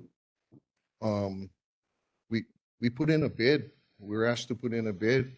We ended up doing the Kipo'olu with the state. We also did 163 units for the Lahaina Maui fire victims. We were the last company that came in, the last only local Native Hawaiian company that came in. Of the 5 companies that supplied the homes, 3 of them are now bankrupt, and we are still here. If you ever been to Auntie Blanche's place, she don't listen to the government. She just did it, and she did a wonderful job. And to see the government representatives coming there and actually opening up their books and helping her, it's really helped the community. I paddled for Waimanalo Canoe Club and Lanikai Canoe Club, and the halal there in Waimanalo, there's no homeless on the beach anymore. It's because of Auntie Blanche. She went down there and she asked them, come to my place, else you guys gonna get evicted. And this goes years. Now I went chase her down on, what was it, Sunday, right? She was planting Native Hawaiian plants down there with her Carolina Panthers. Her grandson is the receiver. And he'll be all pro. But anyway, I put numbers together, and these are actual numbers. And the process that we're trying to do is get about 25 of our sleeping pods, make it a community where they have dignified living. And what the data shows is that if they have a place to go to, if they have a place to out, they have a place to eat, if they interact, there's a better chance that they're going to be healthier, they're going to be able to reunite with their families, and kind of feel proud that, they're part of the community. And, that's what we're trying to do. And so, if you guys have any questions, I didn't bring pictures of what we actually did, but I do have them. This property is for the kupunas. Yeah. I want to take care of my kupunas first, because my father and mother raised me the right way. You should take care of your kupunas first before you take care of the others. So that's why I continue on believing in that situation, and everybody that in a Hawaiian way. And so in my place, it is run. Oh, I'm sorry. In my place, it is run the old Hawaiian way. Everyone works, everyone cooks, everyone cleans bathrooms. That's what my place is. It is the old Hawaiian way, and we have plant that we're gonna survive. And that's how the old Hawaiian was. They didn't have to go and look for food. The food were already on the aina. And I always teach my homeless people, once you take care of the aina will always take care of you, and it will heal you. And that's what it did. And it heals a lot of my people that lives there. We have 106 people today in that property. And we have 7 cancer patients that is stage 4. And you know what? If you ever see them, they don't even look like cancer patient.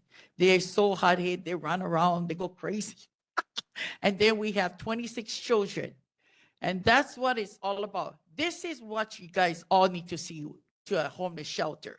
It is a place where I teach all of them how to be a family, a big ohana, and to love one another. And that is the key word for every shelter should be love one another and care for one another. When you fall, for me, that is my term. Whenever you fall, I will always be there to pick you up. And that's why I love doing this kind of job. Thank you guys very much. Any questions? Yep. I'd be happy to We answer. get one your line over question. there. So if you can let them come up to the microphone, just let us know who you are. My name is May Maroti. Hi, aloha. Aloha. Mahalo for allowing me to speak. I wasn't going to speak on this, but I have witnessed. Not only did I witness, I was a part of. Auntie, you don't know me, but I saw you on a golf cart just booking it all over, making sure everybody's safe, making sure the food, the donations. You also, Auntie, you don't know me, but my cousin is homeless. My cousin is homeless. She fell on hard times, never have no place for go. The family, Ohana never like help, but Auntie took her in. I didn't even know this place. When I called her for see how she was doing, she told me, oh, I stay Waimanalo. I stay this place. So I said, I'm going to come down, see how you doing. I came down. Now check this out. They have a guard shack right there before you enter, making sure everybody, all the family, Ohana, everybody's safe, all the homeless people safe. But you know what I noticed more than anything else, Auntie? They had so much love and respect for each other. Auntie, I saw you coming in with and I was like, wow, who's that lady? And she told me about you. But and then when I came back one more time, Auntie, you was up in Molokai, opening up talking with them to open up one place. My brother is homeless in Molokai. So you know what I mean? This goes far beyond. This is what Auntie is talking about, truly from the heart. And you don't need permission for do that. You just do it and then figure out after what going to happen to you. You know what I mean? But if she don't step up to the plate and do them, who going? Who going to help our homeless people that's down Nanakuli Beach, that's on Makahapi? Who going to help them? So Auntie, from my heart, mahalo. You don't know me, I don't know, but I know of you. Thank you. So we all Yeah. got to be a part of that Okay. to help each other. Mahalo. Thank you. So make sure we're sticking to 2 minutes now because we still get plenty for go through the agenda. Go ahead. Aloha. My name is Doreen Myers. So Auntie Blanche, just a few clarifying questions for the record. So number one, are you representing a private organization or a government entity? Okay, it's not a government then if it's a nonprofit. And then, so later on the name. And then number two, who owns the land? And if it is government owned, which agency authorized its use? DLNR owns it and they gave you, which agency gave you permission to use that land? No, which agency gave you the permission to use the land and when did they authorize you? DLNR, okay, I'll go seek them. And then are state, city, or federal funds being used? And if so, which funding sources? It's going to be 100% public. Well, if you're a nonprofit, then you can receive grants. So that is public funding That is then. correct, but for this one, am I hui mahiai? None. I But, was raised. but if you are a nonprofit organization running the project, you are under the umbrella of grants. Yes, yes. Okay, so there's two, then it's not, you're not getting government funds. And then just for full disclosure to this board, as the chair of the Housing Zoning Committee for the Nanakuli Maili Neighborhood Board, I have never received a request for this project to be presented to the Housing Zoning Committee. So since earlier I heard that, look forward to hearing it. How much more time do I have actually? Because, huh? Okay, I'll leave it for another time. Mahalo.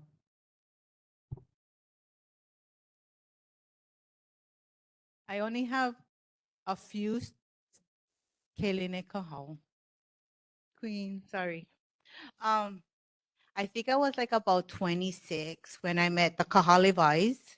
So I was the baby of Auntie Blanche at one time.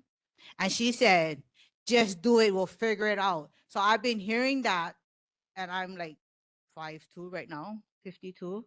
So Auntie, I know Auntie's will and her power and her mana is very strong. So when she puts her mind and spirit to it, it's all about the Lord and the people. I can attest to that. And when I saw her come to Kupuna Council, I was like, oh my God, she was sent here. So if this land is for the Kupuna, let us all take it in and be grateful and be happy that she's coming with it.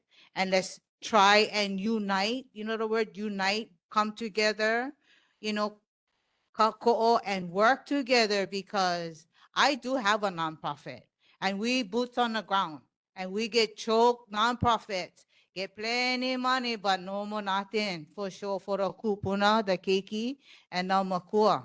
I know I'm out there. And Auntie Blanche is coming to help our kupuna in our neighborhood. I her place in Waimanalo several times. She's offered it to even have meetings and stuff like that. Because why? At one point, or we still at one point, we are Kohoai Pai'aina, right, brother? Yeah. See, that's just how it is. Because why? We take care. We malama our people. I'm sorry, but I have to lift Auntie up because she has come from Waimanalo to help us other Hawaiians from the Wai'anae. You know, and we shouldn't divide us because we get, you know, Nanakuli, Maili, Wai'anae, Makaha. No, I'm sorry. We just the west side. You know, we need to come together and malama this. And I know we have a lot of questions for Auntie about this. Mahalo. Thank you, Keline. Loa Apine, Pahe'e Ridge resident, Homestead. My na'au says, yes, I agree. We got to operate as a moku. So it's Wai'anae moku. I think we should start changing our mind where most Hawaiians come from. The west side, Wai'anae, is where the most Kanaka Maoli live. Not Native Hawaiian, because that's the terminology. Kanaka Maoli, Kanaka Iwi reside in the world. And when do we get the doo-doo end of the stick? All the support should be this side. But one of the things too is had a meeting in Kamehameha schools. Certain leader of OHA came and gave a lecture instead of asking questions and facilitating conversations with the Kanaka. Instead we got lectured at. We got told what to do. So I think we appreciate Wamanalo for helping. But the thing is, we already get Kanakas in the Wai'anae side doing the work already. So how come they haven't been approached and asked, oh, what are you guys doing? Because they live here, they support here, they've been doing this forever. So I think part of my na'au says, it's not that we don't want to work with you guys, but I think the way that you approach things is, I lived in Makiki. There's a lo'i up inside the watershed. I'm gonna go help. But I got yelled at by one of the aunties. Oh, you're not from here. You get your own ahupua'a for take care of. You know, as a Kanaka and she was a Kanaka, I have my own opinions about her. But I was like, oh yeah, I do have my own ahupua'a to take care of. It's Lulu'ole. You know, I live on the most western side on Pahe'ehe Ridge. You know, but my point is, you know, the way that things are coming into the community needs to change a little bit in how we approach. You know, working with some people at Aina Maluhia, you know, it's the Department of Hawaiian Homelands. And I understand too, some of the elected representatives on this coast have denied efforts for things to go through because it doesn't serve their interest. It wasn't their idea, or they don't like these kinds of people in the area. You know what I mean? Our own elected officials. So there needs to be some kind of leadership change or mentality change. Ask the right questions. I am the youngest one here at this meeting right now. I am. My wahine older than me. I am the youngest one. So where is the keiki involvement? You know, we're gonna be the next biggest generation. We're already bigger than the boomers. You know what I mean? So what I'm saying is the way that information is being sent out and the way that we approach stuff needs to change. And I thought, oh, there needs to be change. Not this is the way. So mahalo. Thank you. Come. And then Johnny May. Go ahead. Aloha, Lina Maka residents. Thank you, Chair. So just clarification, couple clarifications. I'm with the Wai'anae Moku Kupuna Council, and we were the ones that reached out to Auntie Blanche for help in our moku. We've been working with Auntie Blanche for over 3 years. We've been trying to work with the city and state for a year and a half now for this particular piece of property. We did go to Nanakuli Neighborhood Board the first time around where you had put a not in my neighborhood resolution in regarding different parcels of land, but it wasn't this land. And at that meeting, I gave you a proposal that you didn't allow Auntie me. Lina, Yeah. Auntie, address me, please. Okay, that wasn't allowed to be put onto the table for community, but it was given to the chair that was holding the meeting. Specifically, this location, this piece of land that we now today have letter of support from the church, from the business owners along that residence, and a petition from the residents that live there supporting this effort. So I mahalo you, Auntie Blanche, for not dropping the ball. I apologize if you came to Kupuna Council and you felt it was overwhelming. That's never our intent because we try to practice kapu aloha. But we did invite Auntie Blanche into our moku because Wai'anae is broken. We are in a crisis. We have Kanakas being swept left, right, and in between. Our McKinley Vento, if you're not familiar with McKinley Vento, I suggest you guys look into that. We went from 300 last year to 500 this year. And that is our kids that is identified as homeless or doubled up in a home.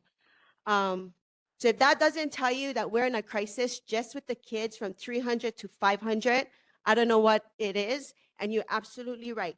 Every single one of our elected officials has opposed us. The only one that has been coming to the table and opening door is Chris. And so we mahalo Chris for at least trying to let us be heard. Whether he agrees with what we're trying to do or not, at least he opens the door for the conversations. We invite every single elected official to come to Kupuna Council to hear what the Kupunas have to say. But for some reason, respecting Kupuna is not probably part of their values, so they refuse to come to Kupuna Council. But again, we mahalo you, Auntie Blanche, and the efforts. Thank you. We have Johnny May online. Johnny May, go ahead. Thank you, Chair Johnny May Perry. Auntie Blanche, can you come to the mic, please? Yes. Hi, welcome. I applaud your efforts and your Hawaiian values. Does somebody have to have some kind of income to come into your program? Not at this time. Not at this time. We Okay. are beginning, we just gonna start moving forward to see if we can put the houses first before we decide to charge or do some we have to go according to our people, especially our kupunas. And you know our kupunas don't have enough money. And Okay. everybody needs to realize to respect them. Okay, next question. Are you the Sure. are you the only like the one band leader in your program, or do you have Nope. other I have others. I have other big whips. experts in you have other experts? Okay. Yes. So the age group that I'm concerned of, and you know, as we get older, there's dementia and Alzheimer's. And eventually they maki, okay? So are you fully responsible for that whole Okay, let me answer your challenge? question on that. Thank On you. my days, I have people who died on me that had no family at all. And I took the responsibility to make sure what was their last wish was to cremate them and to scatter them on the ocean. And that's exactly what I did. I followed their wish and I did everything on my own. Because God said, this is his people and you are the one to take care of them. And that's what Okay. I'm doing. Thank you. So next question, you know, the president in the White House, are you kind of keeping up what he's doing? I have Because what nothing he's to doing is do with them. no, I am no. only listening to one man above. Okay, That is because my that one man in the White House is the one that controlled the purse, and he's taking money from democratic states and programs that is much needed. That's all I'm saying. I know God is above everything, but we don't have God in the White House, and what's happening in the White House. Johnny Hopefully May, can you stick to the keep track. question, please? You know. So all I'm saying is there's a lot of nonprofit, there's money to be made. My concern is once the money is gone, can we see the people back on the street? That's my concern. Okay, my concern is I don't deal with this kind of politics money. You understand me? I only ask the man above and he provides. Let me tell you something. Can I tell you some of my people here? They will tell you the miracles that happen. When we doing the right thing with God, he keeps us in the right line and he makes us walk with him. When you need things, he follow through. He tells you and he brings it to you. He opened the mountain for me and he had done a lot of stuff. And I never go for the federal money. I did it by asking. And that is the key word.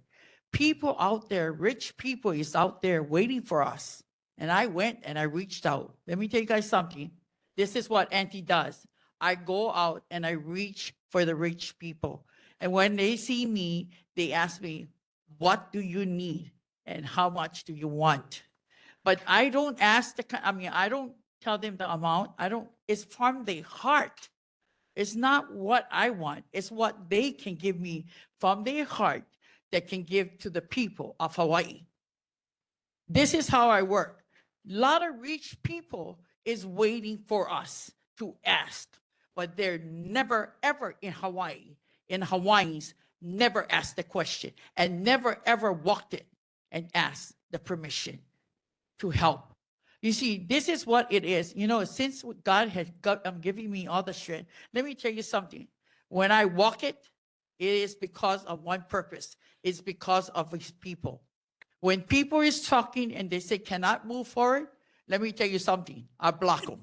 There is no time to be listening to people. You need to go forward and do it. Because if you don't, you're not going to get ahead and you're never going to move. So this is why I move forward. I do it in the right way and I walk the talk and do the work. And that's because of him above. Thank you. Thank you very Auntie much. Blanchard, get one board member like us, and then you can be the last one. So, Nani, go. Auntie Blanche, mahalo. Mahalo to you and your hui. Prior to being on the neighborhood board, I was a part of that movement of trying to obtain that particular aina for just that purpose. It was a difficult thing to deal with and an unheartening situation that we couldn't find pono balance in that. Yeah. And so I realized that at this moment, at that moment that we stopped moving forward in that aina, it was not the movement for me. However, mahalo lua'a for bringing up aina that we found that we can move on. As kanaka oiwi. And so your guidance in how you move plays and continue to plays a prevalent part in how we are moving, up to a certain extent. And I mean no disrespect to that. And so thank you for that. Loa, thank you for bringing up this place of healing for our moku as well, because it's much needed. And the fact that you had stated, how come we gotta call out our mokus to come and take care of Wai'anae? How come we're not engaging Wai'anae? How come Wai'anae is not engaging in Wai'anae? And that's a big missing piece to the lokahi, the unity that we're talking about. Yeah, not just with kupuna, but with every kamali'i, opio, makua, kupuna, aumakua, all the way. Yeah, we forgot about that. And so kako, there's movement that is happening, and we need to have that discussion. And so I'm not going to go further in that. I just want to make sure that I share, again, engagement is prevalent, engagement is important. Collaborating and speaking pono, finding pono ways to collaborate Thanks, Nan. pono, is important. Thank you, Nani. Blessings. You're going to be the last one. We got to move forward. Yeah, Yep. I'll be quick. Mahalo, Nani, for that. I just wanted to put it on record. This was took 3 years for even help our kapunas, our people on the beaches and stuff. Why? Like Nani was asking, how come gotta take somebody else from outside or whatever? But she's not from outside, she's our family. Gotta be. I prayed for this where we all can get together and stuff and having stopped the political issues that we fighting against each other and whatnot. So since I only got a few minutes, one question that was raising to me that time when I didn't push for it, that area is flood zone. Are you guys gonna let me know and tell me it's safe for our kapunas to be there? No? It does. All right. Okay. And my last question, when this gonna start?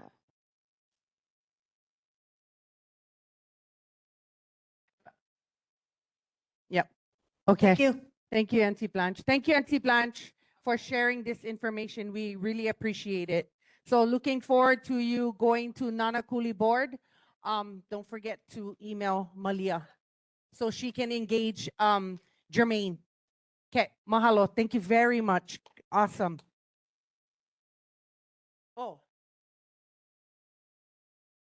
Okay. So now we're gonna move on to community concerns. Please be mindful, 2 minutes, because we still gotta do elected officials and other stuff on the agenda.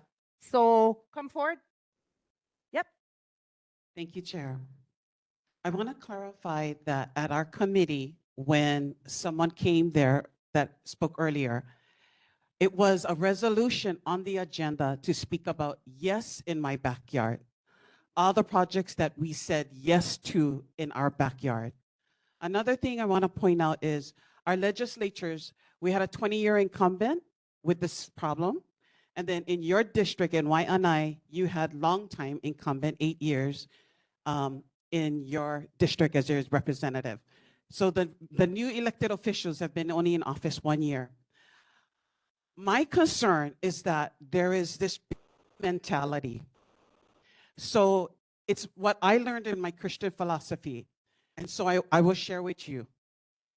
So if I came here and I showed you a penny and I showed you a diamond ring and I threw a penny in the ocean and I asked you guys, come help me go get the penny. I bet you how many of you guys would follow me to go look for the penny in the ocean? But if I showed you a diamond ring and I threw it in the ocean and I said, can you guys help me find the diamond ring? Highly likely, many of you guys will go help me go find the diamond ring in the ocean. It's because the value of the diamond ring is higher than the penny. This state already puts tourists in a hotel room with its own bedroom, air conditioned, use the toilet going to our wastewater plant, use our water that come from our water system for the tourists. Do we know if we break even? When we use that kind of an infrastructure, they get security, they get everything. We don't tell them Kauhale style for save our resources, go down the hallway, go use the bathroom, go down the hallway, take a shower. We treat them like diamonds. We don't treat our homeless like diamonds. That's my concern, is that we treat our homeless like pennies and we come up with penny solutions, telling them they can sleep in one container sleeping pod instead of an air-conditioned room like one hotel tourist. That's my point. As a leader in my community, I don't want penny solutions. Yet we say to ourselves, oh, we complaining about the American system. And then we say to the American system, oh, you get nonprofit. Oh, I like be nonprofit. I like help our people, but I like only take penny projects. That's my concern. That's my concern. As a leader, I don't want penny projects in my district. Why you do Waikiki, Haka'ako, all this gentrification? You build up $1 million high rises, everybody get air conditioned. Does this state break even? We need people to run the wastewater treatment center. We need the people to run Board of Water, HECO power plant, all of our resources for those hotels, which how many is in Waikiki alone? So that's my point to you guys. I will never allow penny solutions in our moku. Thank you. Appreciate that. Next person, come to the mic, please. Hello. Check, check. Oh, you, Shelby Bernard. I'm back. Thank you for my 2 minutes of fame. Normally, City Council would be tomorrow, and we have to do this every single year, every single month, and it gets the community concern I have, just like Jermaine Myers from Nanakuli Board, where we attend this stuff. There's not too many people there when you're OHA meeting, DHH. Usually you're the only person there in the testimony. You got 2 minutes. Let's say how you got to feel. They do this on purpose. They don't want us organized and unified. Because tomorrow at 10 o'clock, Office of Elections, the fraudulent stuff they're going through happens again. They've been doing it every single year, and it's going to happen again this year because they're running for election again. Police commissioner meetings, 2 o'clock, same day tomorrow. Kapuna Council, Thursday. City Council don't open till the 28th. That means you can't get anything done on City Council till the 28th. State legislature not till the 21st. Our Hawaiian Kingdom March to talk about our sovereignty, the overthrow, the imperial colonialism, like Donald Trump just took out Maduro, like the CIA up. That's happening. And we're not talking about how to address all these issues to younger generations, because what's the fight for? It makes my heart break to tell you guys all this. Happy New Year. I wish I had a positive, more tone for you guys. But unless we're all there to participate, to share their manao against it, they're going to keep on ramroding that stuff with their stupid bills, their stupid paperwork every single year. I'm so sorry. If you're Republican, you're not going to pass a single bill this year. It's going to be Democrat. So I want you guys all to find your champion Democrat senator or rep to push these bills. Darius Keeler passed 6 bills this past year. But whatever bills you try to write this year, it's all done and turned into Opala next year. So try to put pressure on people who can help. And if we can't do it through the legislature, then let's do it through the side work, through the private stuff, through the nonprofits and our own people. Thank you very much. Thank you. Anybody else, community concerns, come to the microphone. Good evening. My name is Ari, and I would like to thank the board for having me speak. I'll be 2 minutes. My community concern is on the topic of animal cruelty. I witnessed my neighbor repeatedly beating his dog. At first, I called the Humane Society, who didn't answer the phone or return my phone calls. And I wanted to call the police, but I didn't know if the dog would be removed from the home, and if not, I would be potentially putting him more in danger. Finally, after a week, I got in touch with the Humane Society, who created a case and started the investigation process. As a member of this community, initially, I didn't know the steps that I needed to take to help the dog. It took time researching on the internet and social media before I found the information that I needed to help this pet. And that time could be a matter of life and death for an animal who needs us and our voice. Animals deserve a world of love and care, free from pain and fear. To action tonight is to ask the board for community support through awareness on what constitutes animal cruelty and the proper procedures for reporting it, because I didn't know. Also, to clarify the reporting process by establishing clear, well-publicized protocols for residents to report abuse, ensuring that their concerns are documented and pursued. And I end with a quote from Abraham Lincoln: "I am in favor of animal rights as well as human rights. That is the way of the whole human being." Can I say something, Chair, to Ari? So Laura, raise your hand, Laura. Laura can really help you with that because she has been advocating for well-beings of our four-legged furry humans. Yeah. Thank you, Ari.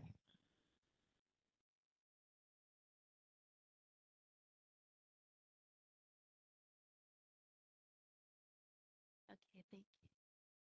Come, Auntie.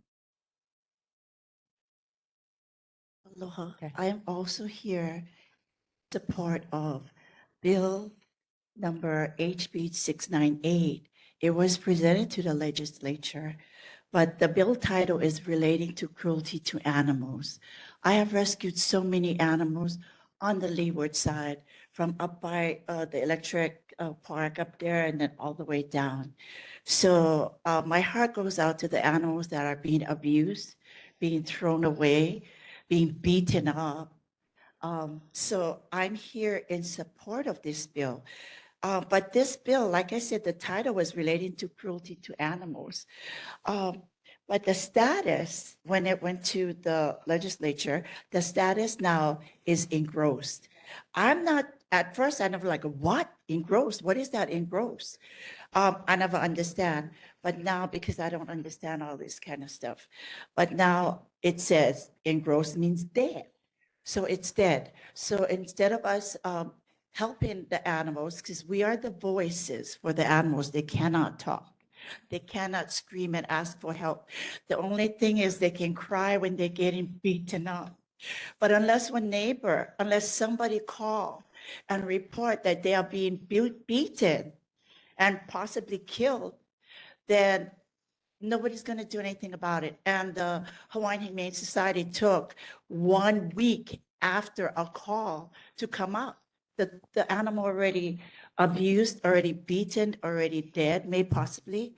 So that's why I'm asking the board, what can we do to bring this bill back to the politician, the legislature, to vote it up again?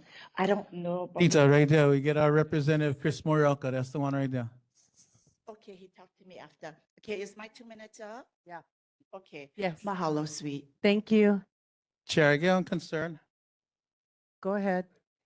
Board Member Kauko Huahilani. So this has to do with, not in our moku, but Kaneohe, actually the H3 tunnel, the Hirono tunnel, because I traverse that twice a month. And I've noticed ever since its conception, still get the steel plates. Yep. Still get steel plates on both sides, and that was from the beginning that it was created. So I just wanted to go on record to see what the state gonna do about that DOT, because it's been there ever since that tunnel went open. And the steel plates, it's like if you're not makali, you're not paying attention, you can actually flat your tire on there. And how many people traverse that? So that's my concern. Yeah, mahalo. I can concur to that. I just drove there and it was raining. And because it's constantly wet, that meadow has like green moss, just like the side. and it's very dangerous because my car kind of went like I forgot that had the plates over there. My car kind of went airborne, and I was like, but Yeah. it is slippery, those plates. Yeah, so it's recorded, so. Thank you, Coco. Ohu. Yeah. Come to the mic, please. Aloha, I'm Laura Safransky. I'm a resident, but also a volunteer with Aloha Animal Outreach. So I'll try to be quick. The bill that she spoke of, yes, it is dead. I believe we have a chance this year for it to come back around. There has been some opposition because, you know, we do have chicken fights and we have other things that might contradict with what some of the bill says. So there has been some pushback to that, but I'm hoping we can get through this year. Call 911 if any abuse, call the Humane Society and get video. Get it. It's the only thing we can do. The laws are not strong enough. There's a lot of really awful stuff that I've seen lately. So thank you. Whatever board can do to help, you know, I'm here. Thanks, Laura. Thank you. Go ahead, you be the last one. Hi, real quick, Blessing Star. Because I'm an animal lover, under the breeder of AKC, UKC, ABKC, canine, fight work and security for over 45 years. First bet to go for is calling 911 fire department, and that'll go forward from there for.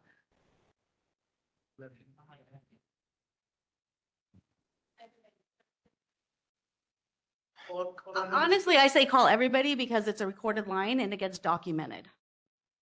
And call again and again and again. If you got to call every day, the Humane Society will open a case, but personal experience, that takes a long time, but you have to do every avenue. The fire department will also get involved, but yeah, call everybody. The fire department has medication and whatever it needs for the animal, four-legged. Thank you. So Auntie Calais online, you'll be the last one. Go ahead. Yeah, the concern I have, you know, on our parks, public parks, you know, there's a lot of stray dogs and a lot of houseless dogs. You know, when they allow them to run in the parks, they gotta have something passed because they need to pick up after their, you know, when they use the bathroom on the parks. Because I've seen a kapuna slip on it, and I don't think that's, you know, that's the responsibility of the park keeper for picking up the kukai that the animals leave behind. Because you're not going to leave them dirty diaper behind like some people do. They leave dirty diapers. You know, clean it up. Have a lot of respect for what we have out here. You know, we have beautiful parks. We have beautiful islands, you know, to love. But we gotta see something, say something. But when you say something, then you get retaliation. So darn if you do and darn if you don't. But everybody gotta do something. You know, and these animals running out in the parks. Something got to get done. Something has to be done. Mahalo. Thank you, Auntie Calais.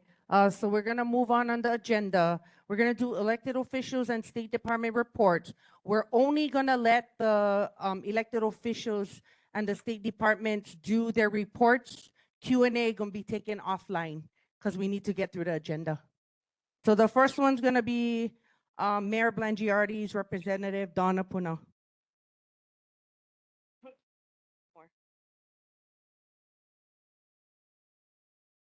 Yeah, you get. Okay.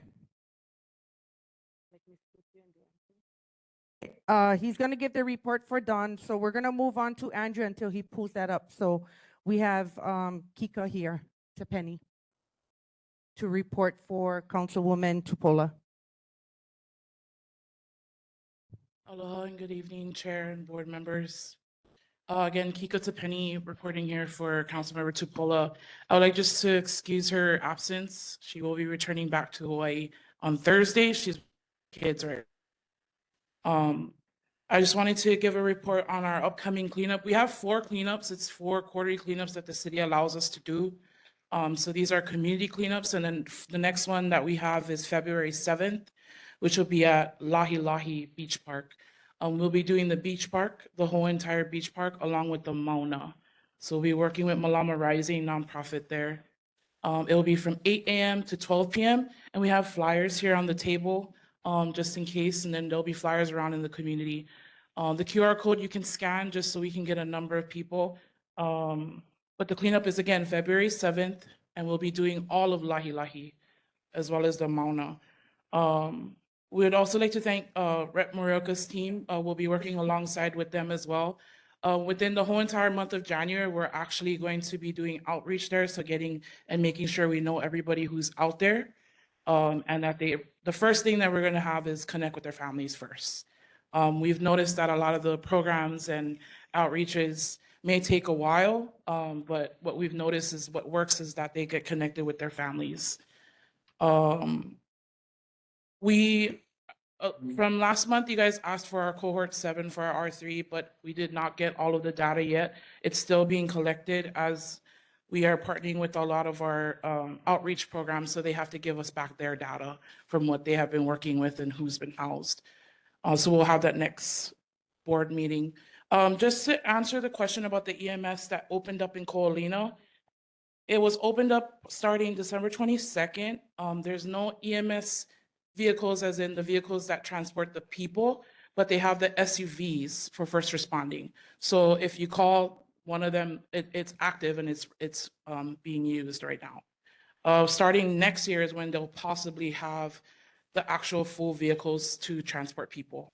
But right now it's just the SUVs that's being utilized there. Other than that, I'm open for questions.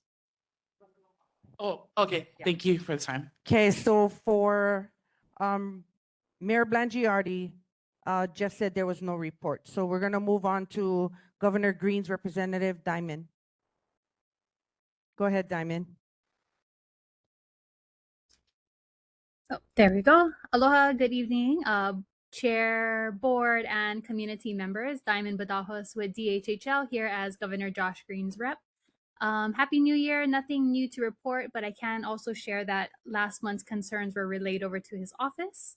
And that's that with that, since there are no community questions. But on the DHHL side of things, this month's commission meetings will be held in Kapolei on Tuesday and Wednesday, the 20th and the 21st in our Halepono'i office.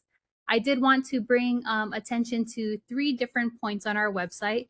One of them being the awards and offers page that has been updated to reflect the rest of the awards for the fiscal year 2026. One includes Nanakuli and an EVA subdivision award, so that might be of interest to this community. Also, we are getting ready for ledge session. We will be before the Finance Committee and WAM on Thursday. Another section to highlight would be the commission page where the new 2026 schedule is up, and people can take a look and plan accordingly should they want to participate in that process. Thank you, appreciate your time. Next up is Senator Samantha DeCourt. Online, go ahead. Aloha, Chair, board members. My apologies for not being in person. We are in full-blown legislative mode, so we're starting to create our bill packages, so on and so forth. We have info briefings starting tomorrow, so we're preparing for that. The only carryover question from last month was community member Johnny May Perry, who had asked about my newsletter that will be released this month. Actually, opening day is when we're going to start doing our monthly newsletters. So be on the lookout for that. Chair, I will forward the information over to you and then also include the board members to be a part of those monthly newsletters as well. Board member Peterson did have a concern about a constituent. I said that night last month that I would call her the next day. I did call her and we did talk through that situation.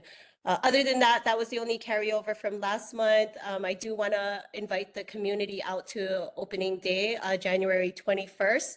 It's not going to be as ceremonial because it's not an election year, and that's usually when all the fancy things come out and you hear all the speeches. But we still want to invite the community to come out. Julina is there. She actually did also put her information in the chat in case anybody has any questions. Please feel free to go ahead and see her afterwards. Other than that, you can contact me, office line, email, or however we can connect. That's all I have for tonight, but thank you all very much for allowing me to join online, and hopefully I can see you in person next month. So thank you, Chair and board members and community members. Mahalo, Senator DeCourt. And this is Senator DeCourt's person that if you need to speak to later, you can catch her. Next up is State Representative Chris Muraoka.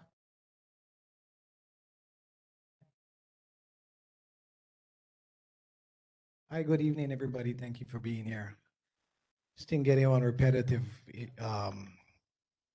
issue. Yeah, we get sold out seats already. The last 3 meetings, that's really amazing. My brother, I felt your concern when you was talking. I like let you know I'm not one of those guys. My office is in Wai'anae. Come meet me. I promise you gonna like what you hear. I no lie, I no bullshit. I no tell mistruths. I the only politician can tell it to you like one Wai'anae guy, because that's where I'm from, born and raised. And that's why I'm going to say this. You know why outsiders coming in for help us? Because Wai'anae no can get along with Wai'anae. I'm going to be the guy for Sam. I also the guy in the middle trying to bring the two sides together. That's why I go to Moko, and that's why I go, because I believe in whether you agree or not, you got to listen. This position I stand in is not Chris Muraoka.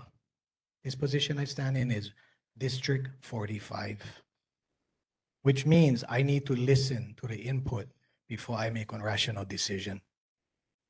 You know, I sat back there tonight, the board, and board chair had said it the best. We got to make decisions that's best for the people, not our personal, not our personal, not our personal. So regardless of how we feel, take into consideration, even on this board, as well as my position, we was elected. So we need to take everybody's feelings, whether we agree with it or not, and run with that. I'm sorry for that statement. It's just a little bit pent up. I do want to say that I was talking with Auntie Blanche. Auntie Kim smiling because I think she knows where this is going. Auntie Blanche only coming in to help kickstart the program. Yeah? For me, if anybody ever heard me talk, I am Wai'anae for Wai'anae, period. No ask me about Washington, D.C. No ask me about Pro City. I am 96792. Period. True and true. And Auntie Blanche can come in. She can help get started. My only opposition, I told Auntie Blanche, I told, Kupuna Council, my only opposition is the building new. The building new.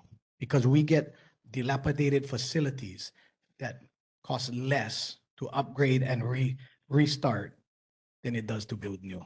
I suggested Auntie Kim over there when it comes to the Kupuna. When Auntie Blanche gets it, wherever she gets it started, because I agree, Kupuna need help. They got to be taken care. And Auntie Kim, I had 2 meetings with her, talked about her, understands her stuff. This is not an endorsement. I real. And I like people who care. And people who do the work without asking for the money, to me, that shows that they care. So that's the kind of people I get behind and I'm going to support. Auntie Jermaine, they speak truths. At the end of the day, we gotta not be afraid to speak the truths, whether it's gonna make us liked or disliked. We not in this position. I'm not in this position for Chris Muraoka. I in this position, I was showing off, I get a new grandbaby. She's almost 3 weeks old. And that's why I here. Because I like my grandbabies. I get 2 now, 1 boy, 1 girl. I like them grow up the place I grew up. That's why I'm in this position. A lot of you guys know I'm a business owner. I have a very successful business. I don't need this. This money don't mean nothing to me. I do this because I care. That's why I tell the truth, whether it makes me popular or not. I'm going to tell the truth because only with the truth we can fix problems. My brother, I heard you say some things no line up. This is the first time I see you. I look forward to talking with you, but I'm going to tell you, and everybody in this room has heard it before. I say this all the time. If we worry about fixing the problem instead of who gets credit for fixing the problem, we can fix a lot of problems. And with that being said, Happy New Year, everybody. Thank you, Roca. Appreciate you. Rep Keela is not online, so we're gonna keep moving forward. Committee reports. So we're not gonna do reports because, actually, you know what? Sorry. We're gonna do reports because there's not many that we need to report on anyway. So let's start with transportation, Uncle Lanford. So just heads up, his meeting is the fourth Wednesday, transportation. Go ahead, Uncle Lanford. You want to report on your last meeting you had? Oh, yeah, I can see it. He's trying to press the button. Yeah, I know, I can see the thingy. Are you able to? No? Uncle Lanford, it's not, you're still muted.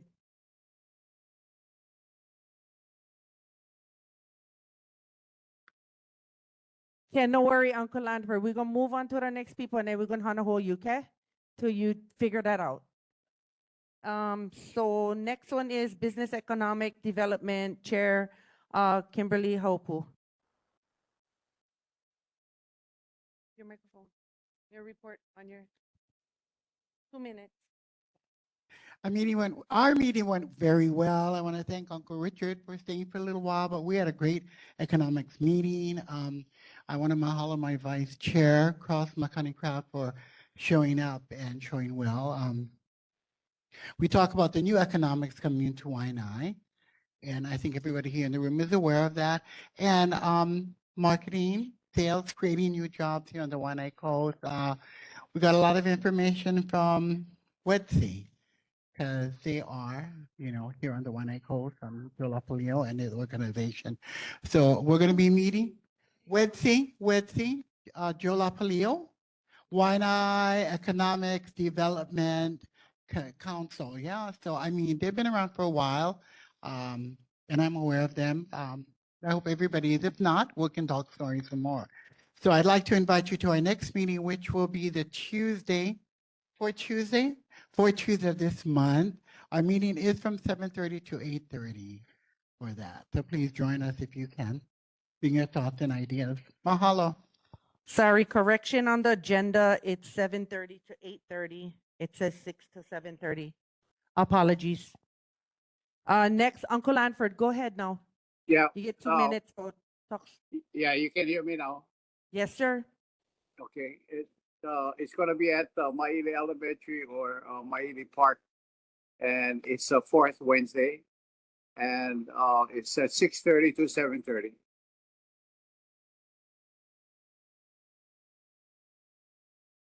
Okay, mahalo, Uncle. Next one is Okay. Parks and Rec, Ocean Safety, Joe Jordan. Thank you very much, Chair. I think our last meeting had maybe 4 people in attendance. We will be meeting this Thursday at Wai'anae District Park in the Arts and Craft Room.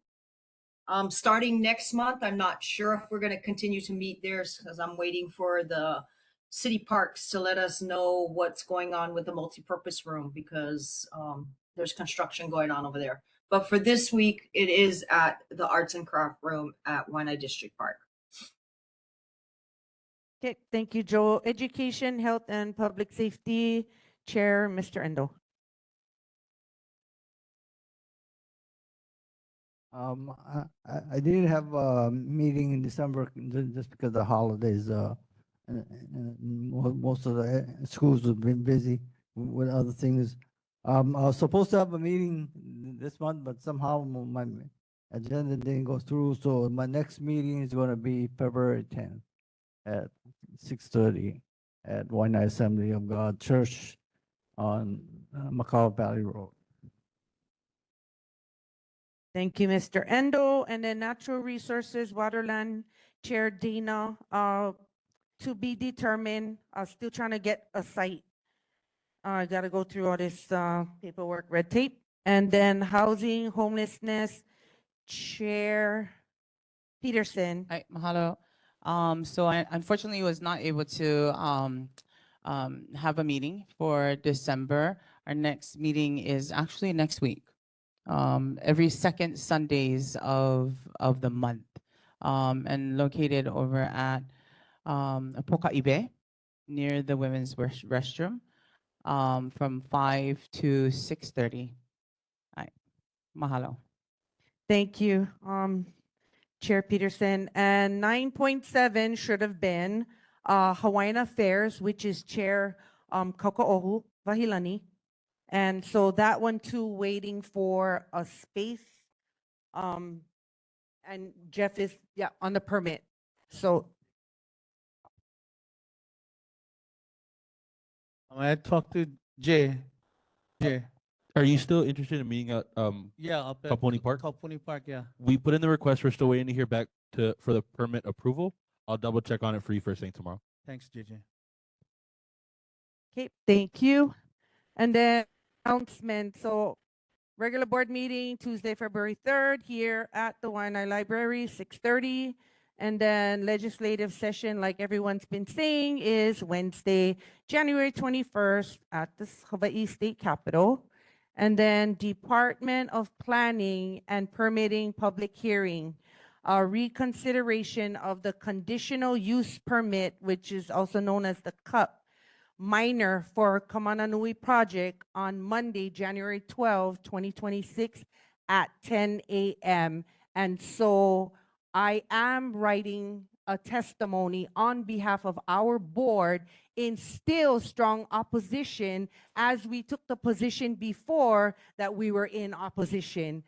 They're trying to, do what they got to do to get around things, but we still standing in that we are not wanting that project to move forward. Auntie Kale, you get your hand up.